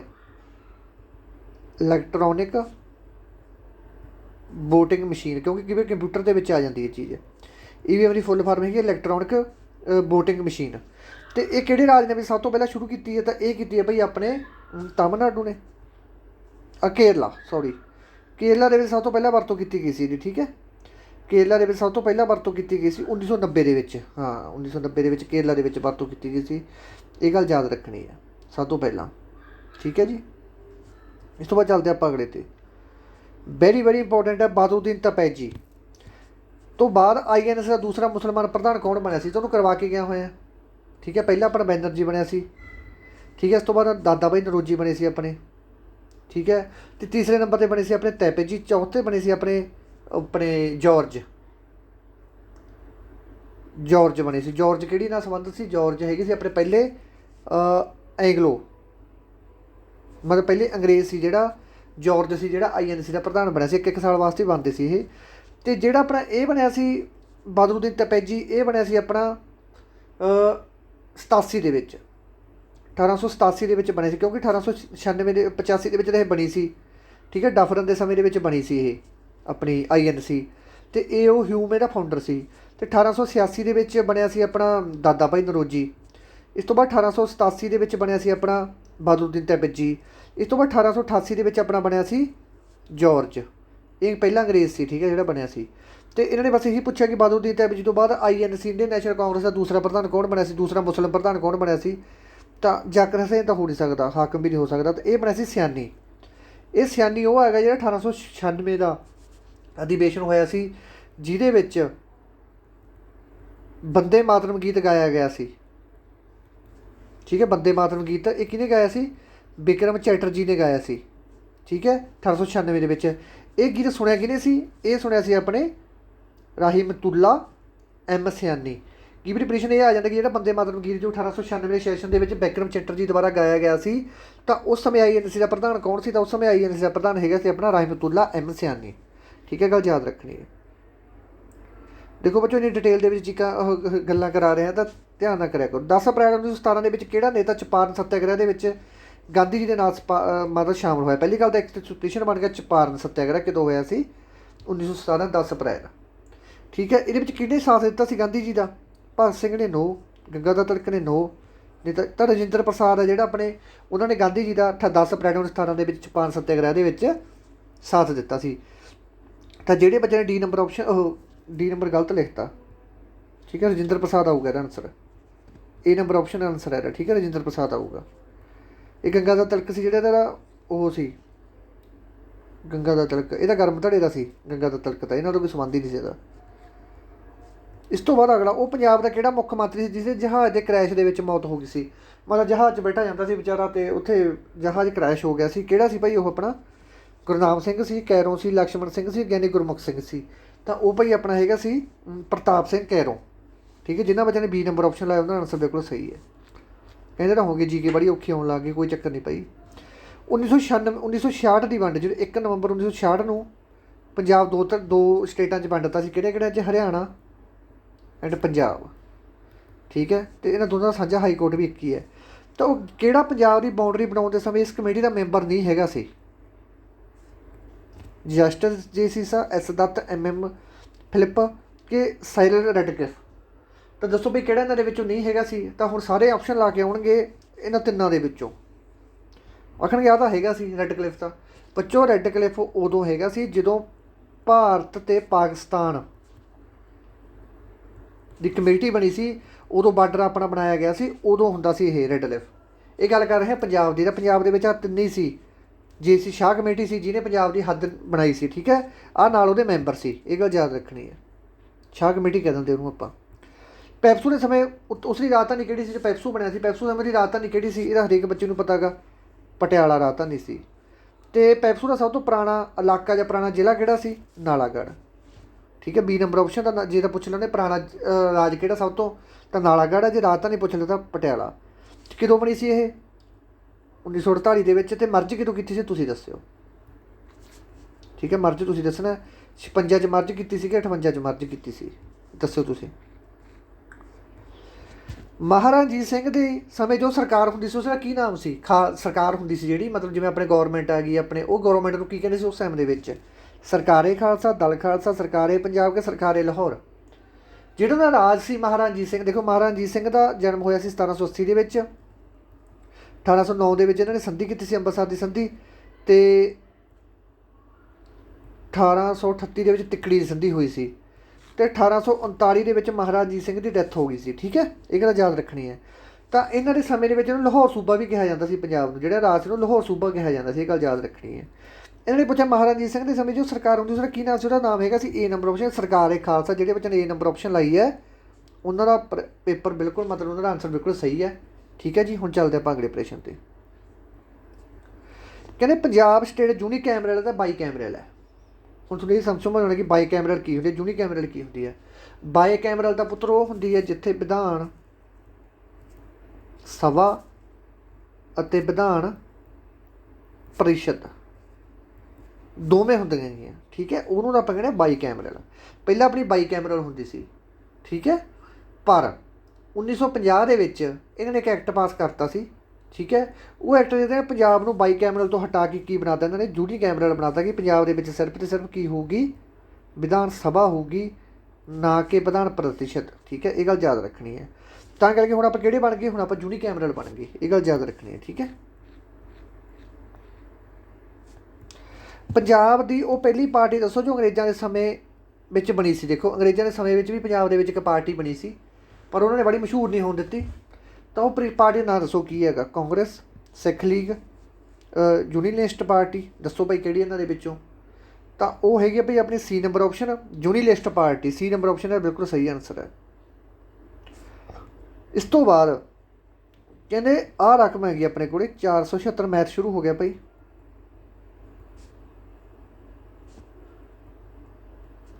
ਕਹਿੰਦੇ ਇਕਾਈ ਅੰਕ ਦੱਸੋ, ਕਿਉਂਕਿ ਉੱਪਰ ਕੋਈ ਪਾਵਰ ਨਹੀਂ ਹੈਗੀ ਤਾਂ ਕਰਕੇ ਆਪਾਂ ਚਾਰ ਚੂਰ ਕੁਸਰ ਕਰਨ ਦੀ ਆਪਾਂ ਨੂੰ ਲੋੜ ਨਹੀਂ ਹੈਗੀ। ਠੀਕ ਹੈ, ਤਾਂ ਪਿਛਲੇ ਅੱਖਰ ਹੀ ਚੱਕ ਲਓ ਆਪਾਂ। ਇਕਾਈ ਅੰਕ ਹੁੰਦਾ ਜਿਹੜਾ ਪਿਛਲਾ ਹੁੰਦਾ, ਦੇਖੋ ਜਿਵੇਂ ਆਹ ਲਿਖਤਾ ਇਕਾਈ ਆ ਹੋ ਗਿਆ, ਦਹਾਈ ਆ ਹੋ ਗਿਆ, ਸੈਂਕੜਾ, ਹਜ਼ਾਰ। ਠੀਕ ਹੈ, ਤਾਂ ਪਿਛਲੀ ਚੱਕ ਲਓ ਇਕੱਲੇ। 2 ਦੀ ਕਰ ਦਿਓ 9 ਨਾਲ ਗੁਣਾ, ਕਿੰਨਾ ਆ ਗਿਆ? 9 ਦੂਣੀ 18, ਮਗਰ ਬਚ 9 ਦੂਣੀ 18, 18 ਦਾ 8 ਚੱਕ ਲਓ। 8 ਦੀ ਨਾ ਕੀਤਾ ਕਿੰਨਾ ਆ ਗਿਆ? 64। ਫਿਰ ਚੌਂਕਾ ਚੱਕ ਲਓ, 34 ਦੀ 6 ਨਾਲ ਕਰ ਦਿਓ, 6 ਚੌਂਕਾ 24। ਤਾਂ ਭਾਈ ਇਹਦਾ ਇਕਾਈ ਅੰਕ ਕਿੰਨਾ ਆ ਜਾਊਗਾ? 4 ਆ ਜਾਊਗਾ। ਠੀਕ ਹੈ, ਇਕਾਈ ਅੰਕ ਵਾਲਾ ਲੈਕਚਰ ਲੱਗਿਆ ਵਾ ਥੋੜਾ ਨੰਬਰ ਸਿਸਟਮ ਦੇ ਵਿੱਚ। ਹੁਣ ਦੇਖੋ ਹੁਣ ਮੈਂ ਡਿਟੇਲ 'ਚ ਤਾਂ ਸਮਝਾ ਨਹੀਂ ਸਕਦਾ ਕਿਉਂਕਿ ਪੇਪਰ ਨੇੜੇ ਆ ਕੇ ਨਹੀਂ ਤੁਹਾਨੂੰ ਹੁਣ ਸਮਝ ਆਵੇ, ਤਾਂ ਕਰਕੇ ਜਿਹੜਾ ਕੁਛ ਕਰਵਾਇਆ ਹੋਇਆ ਉਹਦੀ ਵੀ ਰਿਵੀਜ਼ਨ ਕਰ ਲਿਆ ਕਰੋ ਨਾਲ ਦੇ ਨਾਲ। ਤਾਂ A ਨੰਬਰ ਆਪਸ਼ਨ ਇਹਦਾ ਬਿਲਕੁਲ ਸਹੀ ਆਨਸਰ ਹੈ। ਆਹ ਆਪਰੇਸ਼ਨ ਭਾਈ ਤੁਸੀਂ ਆਪਦੇ ਆਪ ਕਰਨਾ। ਫਾਰਮੂਲਾ ਤੁਹਾਨੂੰ ਦੱਸ ਦਿੰਦਾ ਮੈਂ। ਆਹ ਫਾਰਮੂਲਾ ਗਾ। ਠੀਕ ਹੈ, ਇਹ ਤੁਸੀਂ ਆਪਦੇ ਆਪ ਕਰਨ ਦੀ ਕੋਸ਼ਿਸ਼ ਕਰਨੀ ਹੈ। ਓਕੇ, ਐਂ ਵੀ ਕਰ ਸਕਦੇ ਹੋ। ਜੇ ਤੁਸੀਂ ਐਵੇਂ ਨਹੀਂ ਕਰਨਾ ਤਾਂ 66 ਦੀ 66 ਨਾਲ ਗੁਣਾ ਕਰ ਦਿਓ ਅਤੇ 34 ਦੀ 34 ਨਾਲ ਗੁਣਾ ਕਰ ਦਿਓ, ਬਾਅਦ ਵਿੱਚ ਆਪਸ 'ਚ ਮਾਈਨਸ ਕਰ ਦਿਓ ਤਾਂ ਆਨਸਰ ਆ ਜਾਊਗਾ। ਠੀਕ ਹੈ, ਇਹ ਤੁਸੀਂ ਆਪਦੇ ਆਪ ਕਰਨਾ ਗਾ। ਦੇਖੋ ਜਿਹੜੇ ਸਵਾਲ ਤੁਹਾਡੇ ਸਹੀ ਹੋਈ ਜਾਂਦੇ ਆ। ਠੀਕ ਹੈ, ਜਿਵੇਂ ਹੁਣ ਮੈਂ 15 GK ਦੇ ਪ੍ਰਸ਼ਨ ਕਰਵਾਇਆ, ਇਹ 50 ਨੰਬਰ ਦਾ ਟੈਸਟ ਆ, ਪੂਰਾ 50 ਨੰਬਰ ਦਾ ਮੋਕ ਟੈਸਟ ਆ ਪੁੱਤਰੋ, ਗੱਲ ਸੁਣ ਲਓ। ਠੀਕ ਹੈ, ਪਹਿਲੀ ਗੱਲ ਤਾਂ ਇਹ। ਦੂਸਰੀ ਗੱਲ, ਜਦੋਂ ਵੀ ਮੈਂ ਕੋਈ ਟੈਸਟ ਪਾਉਣਾ ਹੁੰਦਾ ਨਾ, ਤੁਸੀਂ ਆਪਣੀ ਕਾਪੀ ਪੈਨ ਨਾਲ ਚੱਕ ਕੇ ਪਹਿਲਾਂ ਹੱਲ ਕਰਕੇ ਫਿਰ ਅੱਗੇ ਵਧਿਆ ਕਰੋ। ਉਹਨਾਂ ਚਿਰ ਅੱਗੇ ਵਧਣ ਦਾ ਕੋਈ ਕੰਮ ਨਹੀਂ ਹੈਗਾ ਤੁਹਾਡਾ। ਠੀਕ ਹੈ, ਅਤੇ ਵੀਡੀਓ ਨੂੰ ਭਾਈ ਤੁਸੀਂ 40K ਵਿਊ ਕਰੋਗੇ ਜਦੋਂ, ਉਸ ਤੋਂ ਬਾਅਦ ਅਗਲਾ ਨਾਲ ਦੇ ਤੁਹਾਨੂੰ ਮੈਂ ਪ੍ਰੋਵਾਈਡ ਕਰਵਾ ਦਿਆ ਕਰੂੰਗਾ। ਠੀਕ ਹੈ, ਆਪਣੇ ਉਹ ਵੀਡੀਓ 'ਤੇ 40,000 ਸਬਸਕ੍ਰਾਈਬਰ ਹੋ ਗਏ, ਨਾਲ ਦੇ ਤੁਹਾਨੂੰ ਪ੍ਰੋਵਾਈਡ ਕਰਵਾਤਾ ਮੈਂ। ਹੁਣ ਜਦੋਂ ਇਹ ਵੀਡੀਓ 'ਤੇ 40,000 ਹੋ ਜਾਣਗੇ, ਭਾਵੇਂ ਅੱਜ ਕਰ ਦਿਓ, ਕੱਲ੍ਹ ਨੂੰ ਮੋਕ ਟੈਸਟ ਮਿਲ ਜੂਗਾ। ਠੀਕ ਹੈ, ਚਾਹੇ ਕੱਲ੍ਹ ਨੂੰ 40,000 ਕਰ ਦਿਓ, ਸ਼ਾਮ ਨੂੰ ਮਿਲ ਜੂਗਾ। ਬਸ ਹੁਣ ਮੈਂ ਇਹ ਰੂਲ ਬਣਾਤਾ। ਠੀਕ ਹੈ, ਜਦੋਂ 40,000 ਹੋ ਜੂਗਾ। ਇੱਕ ਕੱਲ੍ਹ ਬੱਚਾ ਕਮੈਂਟ ਕਰੀ ਜਾਂਦਾ, ਕਹਿੰਦਾ ਸਰ ਜੀ ਤੁਸੀਂ ਵਿਊਆਂ ਵਾਸਤੇ ਤੁਸੀਂ ਪਰ ਕਾਹਦੇ ਵਾਸਤੇ ਨਹੀਂ ਵੀਡੀਓ ਬਣਾਉਂਦੇ, ਤੁਸੀਂ ਵਿਊ ਵਾਸਤੇ ਵੀਡੀਓ ਬਣਾਉਂਦੇ ਹੋ। ਪੁੱਤਰੋ ਵਿਊ ਵਾਸਤੇ ਤਾਂ ਫਿਰ ਸਾਰੀ ਬਣਾਈ ਜਾਂਦੇ ਆ। ਠੀਕ ਹੈ, ਫਿਰ ਦੂਸਰੇ ਕਿਉਂ ਨਹੀਂ ਕਰਵਾ ਰਹੇ? ਮੈਂ ਤਾਂ ਇਹ ਗੱਲ ਕਹਿਣਾ ਗਾ ਕਿ ਜੇ ਮੰਨ ਲਓ ਮੈਂ ਵਿਊ ਵਾਸਤੇ ਕਰਵਾ ਰਿਹਾ, ਫਿਰ ਦੂਸਰੇ ਕੈਂਡੀਡੇਟ ਦੂਸਰੇ ਵੀ ਬਹੁਤ ਚੈਨਲ ਆ, ਫਿਰ ਉਹ ਕਿਉਂ ਨਹੀਂ ਕਰਵਾ ਰਹੇ? ਠੀਕ ਹੈ, ਤਾਂ ਮੈਂ ਜਿਹੜਾ ਮਤਲਬ ਕਸਮ ਖਾਧੀ ਵੀ ਮੈਂ ਉਹ 'ਤੇ ਪੂਰਾ ਉਤਰਦਾ ਹੁੰਦਾ ਗਾ। ਠੀਕ ਹੈ, ਜੇ ਹੁਣ ਤੁਹਾਡੇ ਨਾਲ ਗੱਲ ਕੀਤੀ ਹੈ ਸ਼ੁਰੂ ਤੋਂ ਕਿ ਭਾਈ ਤੁਹਾਨੂੰ ਮੈਂ ਫ੍ਰੀ ਕਰਵਾਊਂਗਾ ਸਾਰਾ ਕੁਛ ਪ੍ਰੋਵਾਈਡ, ਤਾਂ ਮੇਰਾ ਹੱਕ ਵੀ ਬਣਦਾ ਗਾ। ਜਵਾਨ ਦੀ ਮੁੱਲ ਹੁੰਦਾ ਜਿਹੜੇ ਟਾਈਮ ਦੇ ਵਿੱਚ। ਹਾਂ, ਐਂ ਹੋ ਸਕਦਾ ਗਾ ਕਿ ਭਾਈ ਵੀਡੀਓ ਘੰਟਾ 2 ਘੰਟੇ ਲੇਟ ਹੋ ਜਾਵੇ ਤਾਂ ਤੁਹਾਨੂੰ ਪਤਾ ਹੀ ਹੈ, ਤਾਂ ਟੈਕਨੀਕਲ ਪ੍ਰੋਬਲਮ ਹੁੰਦੀ, ਤਾਂ ਵੱਡੇ ਪੇਪਰ ਚੇਂਜ ਹੋ ਜਾਂਦੇ ਆ। ਹਾਂ, ਅਤੇ ਜੇ ਮੈਂ ਤੁਹਾਨੂੰ 100 ਆਪਰੇਸ਼ਨ ਕਰਵਾਤਾ, ਉਹਦੇ ਵਿੱਚੋਂ ਕੋਈ ਇੱਕ ਅੱਧਾ ਆਪਰੇਸ਼ਨ ਗਲਤ ਹੋ ਗਿਆ, ਉਹ ਵੀ ਕੋਈ ਚੱਕਰ ਵਾਲੀ ਗੱਲ ਨਹੀਂ ਹੁੰਦੀ। ਕਈ ਵਾਰੀ ਹੋ ਜਾਂਦਾ। ਹੁਣ ਪਹਿਲਾਂ ਦੇਖੋ, ਪਹਿਲਾਂ ਕੰਟੈਂਟ ਬਣਾਉਣਾ, ਮੁੜ ਕੇ ਪੜ੍ਹਾਉਣਾ। ਠੀਕ ਹੈ, ਮਾੜੀ ਮੋਟੀ ਗਲਤੀ ਕਿਤੇ ਨਾ ਕਿਤੇ ਹੋਈ ਜਾਂਦੀ ਰਹਿੰਦੀ ਹੈ। ਠੀਕ ਹੈ। ਇਹ ਮਾੜੀ ਮੋਟੀ ਮੈਨੇਜ ਕਰ ਲਿਆ ਕਰੋ ਇੰਨੀ ਗਲਤੀ। ਹੁਣ ਤੁਸੀਂ ਇਹ ਦੇਖੋ ਪਟਵਾਰੀ ਦਾ ਪੇਪਰ ਹੋਇਆ ਸੀ, ਟ੍ਰਿਪਲ ਐਸ ਬੋਰਡ ਕਹਿੰਦਾ ਕਹਾਉਂਦਾ ਬੋਰਡ ਆ, ਕਹਿੰਦਾ ਕਹਾਉਂਦਾ 16 ਆਪਰੇਸ਼ਨ ਤਾਂ ਉਹਨਾਂ ਨੇ ਗਲਤ ਪਾਤੇ ਸੀ, 16 ਆਪਰੇਸ਼ਨ ਉਹਨਾਂ ਨੇ ਗਲਤ ਪਾਤੀ। ਟ੍ਰਿਪਲ ਐਸ ਬੋਰਡ ਦੇ ਕਹਿੰਦੇ ਕਿ ਉਹਨਾਂ ਨੇ ਆਨਸਰ ਗਲਤ ਲਾਏ ਪਏ ਸੀ ਅੱਧੇ ਆਪਰੇਸ਼ਨਾਂ ਦੇ, ਅਤੇ ਫਿਰ ਆਪਾਂ ਚੀਜ਼ ਹੀ ਕੀ ਹੈ। ਠੀਕ ਹੈ, ਕਦੇ ਕਦੇ ਕੋਈ ਕਿਸੇ ਇੱਕ ਦੋ ਆਪਰੇਸ਼ਨਾਂ ਦੇ ਵਿੱਚ ਗਲਤੀ ਹੋ ਜਾਏ। ਇੱਕ ਤੁਸੀਂ ਗੱਲ ਨੋਟ ਕਰਿਓ, ਜਿਹੜੀ ਵੀ ਮੈਥੋਂ ਕੋਈ ਗਲਤੀ ਹੁੰਦੀ ਹੈ ਨਾ, ਜਮਾ ਸੌਖੇ ਆਪਰੇਸ਼ਨ ਦੇ ਵਿੱਚ ਗਲਤੀ ਹੁੰਦੀ ਹੈ, ਕਦੇ ਵੀ ਇਹ ਨਹੀਂ ਹੋਇਆ ਕਿ ਪੂਰਾ ਔਖਾ ਆਪਰੇਸ਼ਨ ਉਹਦੇ 'ਚ ਮੈਂ ਗਲਤੀ ਕਰ ਗਿਆ। ਸੌਖੇ ਆਪਰੇਸ਼ਨ 'ਚ ਮੈਂ ਗਲਤੀ ਕਿਉਂ ਕਰ ਜਾਂਦਾ, ਉਹ 'ਚ ਮੈਨੂੰ ਇਹ ਹੁੰਦਾ ਕਿ ਤੁਸੀਂ ਕਰ ਹੀ ਲਓਗੇ। ਔਖਾ ਆਪਰੇਸ਼ਨ ਨੂੰ ਇਹ ਹੁੰਦਾ ਕਿ ਤੁਹਾਨੂੰ ਚੰਗੀ ਤਰ੍ਹਾਂ ਸਮਝਾਵਾਂ, ਇਹ ਚੱਕਰ ਪੈਂਦਾ ਹੁੰਦਾ, ਹੋਰ ਕੋਈ ਚੱਕਰ ਨਹੀਂ ਪੈਂਦਾ ਹੁੰਦਾ। ਠੀਕ ਹੈ, ਅਤੇ ਤਾਂ ਕਰਕੇ ਵਿਊ ਦਾ ਕੋਈ ਚੱਕਰ ਨਹੀਂ ਹੈਗਾ, ਬਸ ਇੱਕ ਟਾਰਗੇਟ ਹੁੰਦਾ ਕਿ ਆਪਾਂ ਆਹ ਟਾਰਗੇਟ 'ਤੇ ਪਹੁੰਚ ਜਾਈਏ। ਠੀਕ ਹੈ, ਵੈਸੇ ਵਿਊ ਤਾਂ ਬਹੁਤ ਸਾਰਿਆਂ ਦੀ ਆਈ ਜਾਂਦੇ ਆ, ਆਪਣੇ ਕਿਹੜਾ ਇਕੱਲੇ ਦੇ ਆਉਂਦੇ ਆ, ਬਹੁਤ ਦੇ ਆਉਂਦੇ ਆ, ਪਰ ਤੁਹਾਨੂੰ ਪਤਾ ਹੀ ਹੈਗਾ ਸਾਰੀਆਂ ਚੀਜ਼ਾਂ ਪੇਡ ਮਿਲਦੀਆਂ ਅੱਜ ਦੇ ਟਾਈਮ ਦੇ ਵਿੱਚ। ਠੀਕ ਹੈ, ਪਰ ਮੈਂ ਜਿਵੇਂ ਕਿਹਾ ਵਾ ਕਿ ਬੱਚੇ ਪਹਿਲੀ ਮੈਂ ਤਾਂ ਇਹ ਸੋਚ ਕੇ ਚੱਲਦਾ ਹੁੰਦਾ ਯਾਰ, ਸਿੱਧੀ ਗੱਲ ਹੈ, ਪੈਸੇ ਕਮਾਉਣ ਵਾਲਾ ਕੰਮ ਤਾਂ ਛੱਡੀ ਬੈਠੇ ਆ, ਇਹ ਤਾਂ ਤੁਹਾਨੂੰ ਵੀ ਪਤਾ ਹੈਗਾ। ਪੈਸੇ ਕਮਾਉਣੇ ਹੁਣ ਜਿੱਦਾਂ ਮਰਜ਼ੀ ਕਮਾ ਸਕਦਾ ਮੈਂ, ਤੁਹਾਡੇ ਸਾਹਮਣੇ ਆ ਸਾਰਾ ਕੁਛ। ਠੀਕ ਹੈ, ਪਰ ਕੁਝ ਕੰਮ ਨਾ ਪੈਸੇ ਵਾਸਤੇ ਨਹੀਂ ਹੁੰਦੇ, ਕੁਝ ਕੰਮ ਮਤਲਬ ਐਂ ਵੀ ਹੁੰਦੇ ਯਾਰ ਕਿਸੇ ਦਾ ਭਲਾ ਹੋ ਜੇ। ਹੁਣ ਪਤਾ ਹੈ ਯਾਰ ਕਿ ਇੰਨੀ ਬੇਰੁਜ਼ਗਾਰੀ ਹੈ ਪੰਜਾਬ ਦੇ ਵਿੱਚ, ਪਹਿਲਾਂ ਤੁਸੀਂ 10-10 ਹਜ਼ਾਰ ਫੀਸਾਂ ਦਿੱਤੀਆਂ ਹੋਣਗੀਆਂ, ਇੰਨਾ ਖਰਚਾ ਕਰਿਆ ਹੋਊਗਾ, ਹੈ ਨਾ, ਅਤੇ ਉੱਤੋਂ ਮੈਂ ਵੀ ਤਾਂ ਤੁਹਾਡੇ ਤੋਂ 500 ਰੁਪਇਆ ਲਈ ਜਾਵਾਂ, ਅਤੇ ਉਹ ਕਿਤੋਂ ਵਾਲੀ ਗੱਲ ਤਾਂ ਬਣਦੀ ਨਹੀਂ। ਤੁਸੀਂ ਕਿਹੜਾ ਉਹਦੇ ਪੱਲਿਓਂ ਦੇ ਦੋਗੇ, ਤੁਸੀਂ ਤਾਂ ਪਹਿਲੀ ਬੇਰੁਜ਼ਗਾਰ ਹੋ ਸਾਰੇ, ਹੈਂ, ਤੁਸੀਂ ਘਰ ਦੇ ਤੋਂ ਫੜ ਕੇ ਦਿਓਗੇ। ਮੈਂ ਇਹ ਗੱਲਾਂ ਸੋਚ ਕੇ ਚੱਲਦਾ ਹੁੰਦਾ ਗਾ। ਠੀਕ ਹੈ, ਕਿ ਤੁਸੀਂ ਆਪ ਜੇ ਤੁਸੀਂ ਆਪ ਦੇ ਦਿਓ ਚੱਲ ਮੈਂ ਤੁਹਾਡੇ ਤੋਂ ਲੈ ਲਾਂ, ਤੁਸੀਂ ਤਾਂ ਘਰਦਿਆਂ ਤੋਂ ਫੜ ਕੇ ਦਿਓਗੇ, ਤੁਹਾਡੇ ਕੋਲ ਤੁਹਾਨੂੰ ਤਾਂ ਲੋੜ ਆ ਜੋਬ ਦੀ। ਠੀਕ ਹੈ, ਅਤੇ ਉੱਤੋਂ ਮੈਂ ਤੁਹਾਨੂੰ ਕਹੀ ਜਾਵਾਂ ਯਾਰ ਕਿ ਆਹ ਦੇ ਦਿਓ ਮੈਨੂੰ, ਆਹ ਦੇ ਦਿਓ, ਆਹ ਦੇ ਦਿਓ, ਅਤੇ ਉਹ ਗੱਲ ਬਣਦੀ ਨਹੀਂ। ਠੀਕ ਹੈ, ਨਾ ਹੀ ਮੇਰਾ ਜ਼ਮੀਰ ਭਾਈ ਆਗਿਆ ਦਿੰਦਾ ਹੈਗਾ ਕਿ ਇਹ ਕੰਮ ਕਰਨ ਨੂੰ, ਅਤੇ ਨਾ ਹੀ ਮੈਂ ਕਦੇ ਇਹ ਕੰਮ ਕਰਨਾ ਹੈਗਾ। ਜਿੰਨਾ ਫਿਰ ਭਾਵੇਂ ਮੇਰੇ 2000, ਭਾਵੇਂ ਮੇਰਾ 100 ਵਿਊ ਆਈ ਜਾਵੇ, ਭਾਵੇਂ ਮੇਰਾ 500 ਵਿਊ ਆਈ ਜਾਵੇ, ਭਾਵੇਂ ਮੇਰਾ ਇੱਕ ਵੀ ਵਿਊ ਨਾ ਆਵੇ, ਮੈਂ ਜਿਹੜਾ ਜਿੱਧਰ ਚੱਲੀ ਜਾਂਦਾ ਨਾ ਮੈਂ ਉੱਧਰ ਹੀ ਚੱਲੂੰਗਾ। ਠੀਕ ਹੈ, ਕੋਈ ਲਾਲਚ ਨਹੀਂ ਹੈਗਾ। ਠੀਕ ਹੈ, ਆਹ ਬਸ ਇੰਨਾ ਹੁੰਦਾ ਕਿ ਭਾਈ ਵੱਧ ਤੋਂ ਵੱਧ ਸਬਸਕ੍ਰਾਈਬਰ ਕਰ ਦਿਓ, ਵੱਧ ਤੋਂ ਵੱਧ ਵਿਊ ਕਰ ਦਿਓ। ਉਹ ਵੀ ਚਲੋ ਆਪਣੀ ਇੱਕ ਉਹ ਹੁੰਦੀ ਹੈ ਕਿ ਜਿਵੇਂ ਟਾਰਗੇਟ ਹੁੰਦਾ ਆਪਣਾ, ਮਜ਼ਾਕ ਕਰਦੇ ਕਹਿ ਦਿੰਦੇ ਆਪਾਂ, ਹੈ ਨਾ, ਇੰਨੇ ਤੁਸੀਂ ਵੀ ਵੱਧ ਪੜ੍ਹ ਲੈਂਦੇ ਥੋੜ੍ਹਾ ਜਿਹਾ, ਆਹ ਚੱਕਰ ਆ, ਹੋਰ ਕੋਈ ਚੱਕਰ ਵਾਲੀ ਗੱਲ ਨਹੀਂ ਹੈਗੀ। ਪੈਸੇ ਕਮਾਉਣੇ ਹੁਣ ਤਾਂ ਹੁਣ ਕਹਿ ਦਿੰਦਾ ਭਾਈ ਦਿਓ ਮੋਕ ਟੈਸਟ ਦੇ 50-50 ਰੁਪਏ ਦੇ ਦੋਗੇ ਨਾ ਤੁਸੀਂ, 30,000 ਬੰਦੇ ਨਹੀਂ ਵੀ ਦੇਤਾ ਬਹੁਤ ਆ, ਫਿਰ ਤਾਂ ਮੈਨੂੰ ਮੇਰਾ ਕੰਮ ਚੱਲ ਜੂਗਾ। ਠੀਕ ਹੈ, ਤਾਂ ਇਹ ਕੰਮ ਸਾਰੇ ਇਹ ਕੰਮਾਂ ਵਾਸਤੇ ਨਹੀਂ ਹੁੰਦੇ। ਠੀਕ ਹੈ, ਮੈਂ ਨਹੀਂ ਚਾਹੁੰਦਾ ਕਿ ਮੈਂ ਤੁਹਾਨੂੰ 1 ਰੁਪਇਆ ਵੀ ਲਵਾਂ ਕਿਸੇ ਤੋਂ। ਠੀਕ ਹੈ, ਅਤੇ ਚਲੋ ਆਹ ਤੁਸੀਂ ਆਪਦੇ ਆਪ ਕਰ ਲਓ 17ਵਾਂ। ਠੀਕ ਹੈ, 18ਵਾਂ ਕਰਵਾ ਦਿੰਦਾ। ਐਕਸ ਦੀ ਵੈਲੂ ਕਿੰਨੀ ਹੈ, 3 ਹੈ, ਅਤੇ 22 ਦੀ ਵੈਲੂ 4 ਹੈ, ਤਾਂ ਬਸ ਇਹ 'ਚ ਪੁੱਟ ਕਰ ਦਿਓ 7 ਗੁਣਾ 3। ਹਾਂ, ਇਹਨੂੰ ਆਪਾਂ ਐਂ ਵੀ ਲਿਖ ਸਕਦੇ ਹੁੰਦੇ ਹਾਂ, ਕੱਲ ਯਾਦ ਰੱਖਿਓ, ਕਈ ਵਾਰੀ ਆਪਾਂ ਨੂੰ ਆਪਰੇਸ਼ਨ ਆ ਜਾਏ ਨਾ, ਅਨੁਪਾਤ ਦਾ ਮਤਲਬ ਐਂ ਵੀ ਲਿਖ ਸਕਦੇ ਹੁੰਦੇ ਆਪਾਂ ਚੀਜ਼ ਨੂੰ। ਠੀਕ ਹੈ, ਹੁਣ ਲਿਖ ਦਿੰਦੇ 7, ਐਕਸ ਦੀ ਵੈਲੂ ਕਿੰਨੀ ਹੈ 3, ਪਲੱਸ 22 ਦੀ ਵੈਲੂ ਕਿੰਨੀ ਹੈ 4, ਬਟਾ 7 ਦੀ ਵੈਲੂ ਕਿੰਨੀ ਹੈ, ਐਕਸ ਦੀ ਵੈਲੂ 3 ਹੈ, ਅਤੇ 22 ਦੀ ਵੈਲੂ ਕਿੰਨੀ ਹੈ 4 ਹੈ। 7 × 21, 4 × 12, 7 × 21, 4 × 12, ਅਤੇ ਆਹ ਜਦੋਂ ਜੋੜੇ ਆਪਸ ਦੇ ਵਿੱਚ 20 ਅਤੇ 30 33, ਆਹ ਬਣ ਗਏ 23। ਠੀਕ ਹੈ, ਇਹੀ ਬਣ ਰਿਹਾ ਹੈ, ਕਿਤੇ ਕੋਈ ਮਿਸਟੇਕ ਤਾਂ ਨਹੀਂ ਹੋਊਗੀ। ਐਕਸ ਦੀ ਵੈਲੂ 3 ਹੈ, 22 ਦੀ ਵੈਲੂ 4 ਹੈ, 22 ਦੀ ਵੈਲੂ ਐਕਸ ਦੀ ਵੈਲੂ 7 ਦੀ ਹੈ 21 ਪਲੱਸ 4 ਦੀ 12, 7 ਦੀ ਹੈ 21 ਮਾਈਨਸ, ਅੱਛਾ ਮਾਈਨਸ ਕਰਨੀ ਸੀ, ਸੌਰੀ ਇਹਦੇ ਮਾਈਨਸ ਕਰਨੀ ਸੀ, 21 'ਚੋਂ 12 ਘਟਾਏ 9 ਰਹਿ ਗਏ। ਠੀਕ ਹੈ, 33 9 ਹੋ ਗਏ ਬੱਚੋ, 33 ਬਟਾ 9, 30 30 9, 11 30 33, 11 ਸਹੀ 3, ਆ ਗਿਆ ਬਈ ਆਪਣਾ ਆਨਸਰ। ਠੀਕ ਹੈ ਪੁੱਤਰੋ, ਇਸ ਤੋਂ ਬਾਅਦ ਚੱਲਦੇ ਆਪਾਂ ਅਗਲੇ 'ਤੇ। ਕਹਿੰਦੇ ਇੱਕ ਵਿਅਕਤੀ ਦਾ ਖਰਚ ਅਤੇ ਬੱਚਤ 26 ਹੈ, ਕਹਿੰਦਾ ਮਤਲਬ ਉਹ ਬੰਦਾ ਖਰਚ ਦਾ 26 ਹਿੱਸੇ ਕਰਦਾ ਅਤੇ ਬੱਚਤ 3 ਹਿੱਸੇ ਕਰਦਾ। ਇੱਕ ਤੁਹਾਨੂੰ ਗੱਲ ਦੱਸੀ ਹੋਈ ਜੀ, ਤਨਖਾਹ ਹੁੰਦੀ ਹੈ ਆਪਣੀ, ਇਹ ਕਾਹਦੇ ਬਰਾਬਰ ਹੁੰਦੀ ਹੈ, ਬੱਚਤ ਪਲੱਸ ਖਰਚ। ਤਨਖਾਹ ਇਹ ਚੀਜ਼ ਦੇ ਬਰਾਬਰ ਹੁੰਦੀ ਹੈ, ਕਾਹਦੇ, ਬੱਚਤ ਪਲੱਸ ਖਰਚ। ਤਾਂ ਤੁਸੀਂ ਦੇਖੋ ਇਹ ਬੰਦੇ ਦੀ ਤਨਖਾਹ ਕਿੰਨੀ ਹੈ 14500। ਠੀਕ ਹੈ, 14500, ਅਤੇ ਕਿੰਨੇ ਹਿੱਸੇ ਟੋਟਲ, ਕਿੰਨੇ ਹਿੱਸੇ 29 ਹਿੱਸੇ ਬਣ ਗਏ ਨੇ ਟੋਟਲ। ਕਿੰਨੇ ਹਿੱਸੇ ਬਣ ਗਏ, 29 ਹਿੱਸੇ ਬਣ ਗਏ ਬੰਦੇ ਕੋਲ ਟੋਟਲ। ਤਨਖਾਹ ਇਹਦੀ ਇੰਨੀ ਹੈ, ਟੋਟਲ ਹਿੱਸੇ ਬਣ ਗਏ ਇਹਦੇ ਕੋਲ ਇੰਨੇ, ਤਾਂ ਆਪਾਂ 29 ਹਿੱਸਿਆਂ ਨੂੰ, ਠੀਕ ਹੈ, 29 ਹਿੱਸਿਆਂ ਨੂੰ 145 ਦੇ ਵੰਡ ਕੇ ਦੇਖ ਲਈ, 145 100 'ਤੇ ਜਦੋਂ ਆਪਾਂ 29 ਨੂੰ ਵੰਡਾਂਗੇ ਤਾਂ ਆਪਣੇ ਕੋਲ ਕਿੰਨਾ ਆ ਜਾਊਗਾ, ਕਿਉਂਕਿ ਆਹ ਸਾਰੇ ਹਿੱਸੇ ਜੋੜ ਲੈਣੇ ਆਪਾਂ। ਇਹਦੇ ਕੋਲ 3 ਹਿੱਸੇ, ਦੇ ਕੋਲ 26 ਹੈ, ਤਨਖਾਹ ਕਾਹਦੇ ਬਰਾਬਰ ਹੈਗੀ, ਇਹਨਾਂ ਦੋਨਾਂ ਹਿੱਸਿਆਂ ਦੇ ਬਰਾਬਰ। ਦੋਨੇ ਹਿੱਸੇ ਕਿੰਨੇ ਹੋ ਗਏ 29 ਹਿੱਸਿਆਂ ਦੇ ਬਰਾਬਰ ਕੀ ਹੋ ਗਈ, ਉਹਦੀ ਤਨਖਾਹ ਹੋ ਗਈ। ਠੀਕ ਹੈ, ਤਾਂ ਜੋ ਤਨਖਾਹ ਨੂੰ 29 ਨਾਲ ਕੱਟਾਂਗੇ ਆਪਾਂ, ਤਾਂ ਇਹ ਆ ਜਾਊਗਾ ਭਾਈ ਆਪਣੇ ਕੋਲ 1 ਹਿੱਸੇ ਦੀ ਵੈਲੂ ਕਿੰਨੀ ਆ ਜਾਊਗੀ 500। 1 ਹਿੱਸੇ ਦੀ ਵੈਲੂ ਕਿੰਨੀ ਹੈ 500। ਤਾਂ ਇਹਨਾਂ ਨੇ ਕਾਹਦੀ ਪੁੱਛੀ ਹੈ? ਬਚਤ ਪੁੱਛੀ ਹੈ। ਖਰਚ ਦੇ ਹਿੱਸੇ ਦਾ 26 ਹੈ ਅਤੇ ਬਚਤ ਦੇ ਹਿੱਸੇ ਕਿੰਨੇ 3 ਹੈ। ਤਾਂ ਇੱਕ ਹਿੱਸੇ ਦੀ ਵੈਲੂ ਜਦੋਂ 500 ਹੈ ਤਾਂ 3 ਹਿੱਸਿਆਂ ਦੀ ਵੈਲੂ ਕਿੰਨੀ ਹੋ ਜੂਗੀ? 5 ਤੀਏ 1500। ਜਿਹੜੇ ਬੱਚੇ ਨੇ C ਨੰਬਰ ਆਪਸ਼ਨ ਲਾਇਆ ਉਹਨਾਂ ਦਾ ਆਨਸਰ ਬਿਲਕੁਲ ਸਹੀ ਹੈ। ਇਸ ਤੋਂ ਬਾਅਦ ਅਗਲਾ 2500 ਰੁਪਏ 6 ਸਾਲਾਂ ਦੇ ਸਧਾਰਨ ਵਿਆਜ 'ਤੇ ਦਿੱਤੇ ਗਏ। ਕਿਸੇ ਨੂੰ ਕਹਿੰਦੇ 1875 ਰੁਪਏ ਵਿਆਜ ਬਣ ਗਿਆ। ਕਹਿੰਦੇ ਉਨੀ ਹੀ ਦਰ 'ਤੇ ਉਨੇ ਹੀ ਸਮੇਂ ਬਾਅਦ 1875 ਦਾ ਸਧਾਰਨ ਵਿਆਜ ਕੀ ਹੋਵੇਗਾ? ਠੀਕ ਹੈ, ਦੇਖੋ 2500 ਰੁਪਈਆ ਇਹ ਕੀ ਹੋ ਗਿਆ? ਮੂਲਧਨ। ਆਪਾਂ ਪਤਾ ਕੀ ਕਰਨਾ? ਅੱਛਾ 6 ਸਾਲਾਂ 'ਤੇ ਇੰਨਾ ਰੁਪਏ। ਅੱਛਾ ਦਰ ਪਤਾ ਕਰਨੀ ਹੈ, ਦਰ ਨਹੀਂ ਦਿੱਤੀ ਹੋਈ ਆਪਾਂ ਨੂੰ ਇਹਨਾਂ ਨੇ। ਓਕੇ, ਵਿਆਜ ਕਿੰਨਾ ਦੇਤਾ? 1875। ਇਹਦਾ ਹੋ ਗਿਆ ਸਧਾਰਨ ਵਿਆਜ। ਮੂਲਧਨ ਕਿੰਨਾ ਦੇਤਾ? 2500। ਸਮਾਂ ਕਿੰਨਾ ਦੇਤਾ? 600। ਦਰ ਆਪਾਂ ਕੱਢਣੀ ਹੈ, ਬਟਾ 100 ਲਾਤਾ ਦਰ ਕੱਢਣ ਵਾਸਤੇ। ਠੀਕ ਹੈ, ਜੀਰੋ ਨਾਲ ਜੀਰੋਆਂ ਕੱਟੀਆਂ ਗਈਆਂ। ਠੀਕ ਹੈ, ਇਹ ਤੋਂ ਬਾਅਦ ਕ੍ਰੋਸ ਮਲਟੀਪਲਾਈ ਕਰ ਦਿੰਦੇ ਹਾਂ ਤਾਂ 6 ਤਾਂ ਆ ਜਾਊਗਾ ਥੱਲੇ। ਇੱਥੇ ਲਾ ਲਓ ਦਰ, ਇੱਥੇ ਲਾ ਲਓ 1875। ਠੀਕ ਹੈ, ਤਾਂ 6 ਗੁਣਾ 25 ਵੀ ਨਾਲ ਹੈ ਨਾ। ਠੀਕ ਹੈ, ਹੁਣ ਆਪਾਂ ਕੀ ਕਰਦੇ ਹਾਂ? 1875 ਨੂੰ 25 ਦੇ ਵੰਡ ਦਿੰਦੇ ਹਾਂ ਹੈ ਨਾ। 1875 ਭਾਗ ਜਦੋਂ ਆਪਾਂ 25 ਕਰਾਂਗੇ ਤਾਂ ਆਪਣੇ ਕੋਲ ਆ ਜਾਊਗਾ 75। ਹੁਣ ਆਪਾਂ 75 ਨੂੰ ਭਾਗ ਕਰ ਦਿੰਦੇ ਹਾਂ 6 'ਤੇ, ਤਾਂ ਇਹ ਦਰ ਆ ਜਾਊਗੀ ਵੀ 12.5% ਦਰ ਹੋ ਗਈ। ਠੀਕ ਹੈ, 12.5% ਦਰ ਹੋ ਗਈ। ਹੁਣ ਕੀ ਕਹਿੰਦੇ? ਦਰ ਆ ਗਈ ਆਪਣੇ ਕੋਲ, ਦਰ ਕੱਢਣੀ ਸੀ। ਇਸ ਤੋਂ ਬਾਅਦ ਕਹਿੰਦੇ 1875 ਦਾ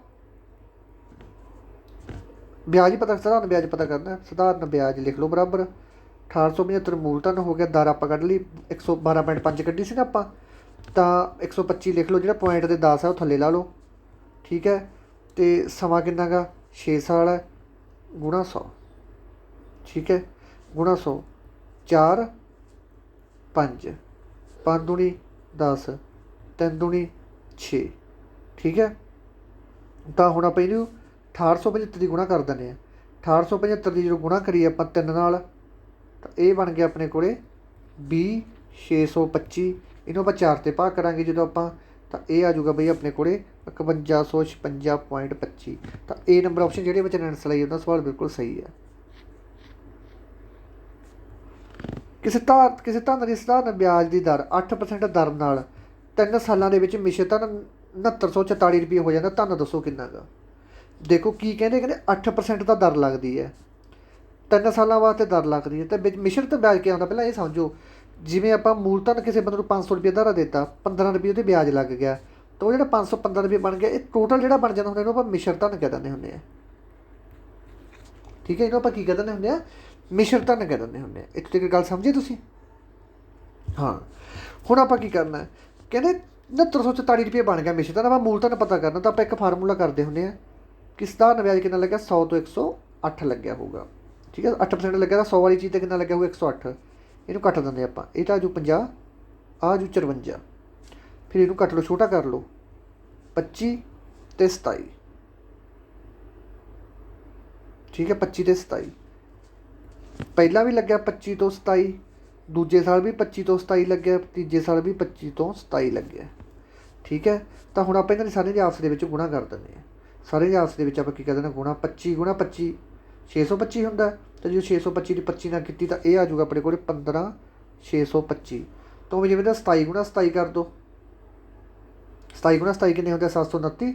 729 ਦੀ 27 ਨਾਲ ਕੀਤੀ ਤਾਂ ਇਹ ਆ ਜਾਊਗਾ ਆਪਣੇ ਕੋਲ 19,683। 19,683 ਕਹਿੰਦਾ ਮਤਲਬ ਕਿ ਪਹਿਲਾਂ ਰਕਮ ਆ ਸੀ, ਬਾਅਦ ਵਿੱਚ ਰਕਮ ਇੰਨੀ ਬਣ ਗਈ। ਤਾਂ ਇਹ ਰਕਮ ਕਿਹਦੇ ਬਰਾਬਰ ਹੈ? 19,683 ਕਿਹਦੇ ਬਰਾਬਰ ਹੈ? 6944 ਦੇ ਬਰਾਬਰ ਹੈ।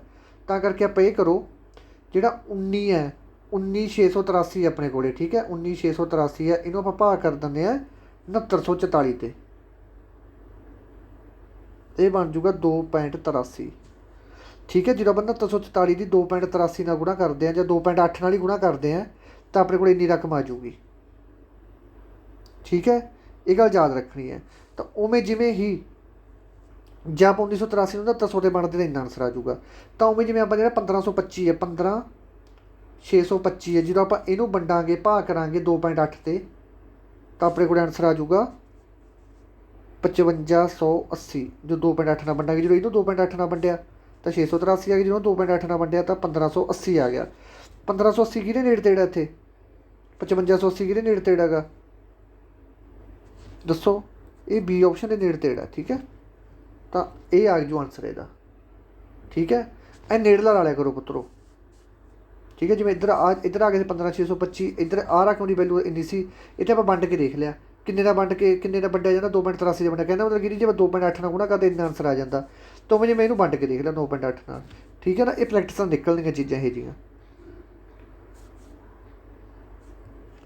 ਇਹ ਕਿਸੇ ਕੰਮ ਨੂੰ 9 ਦਿਨਾਂ 'ਚ ਪੂਰਾ ਕਰਦਾ, 9 ਦਿਨਾਂ 'ਚ ਸਮਾਪਤ ਕਰ ਦਿੰਦਾ। ਜਿਹੜਾ ਬੀ ਹੈਗਾ ਨਾ ਏ ਨਾਲੋਂ 50% ਅਧਿਕ ਹੈ।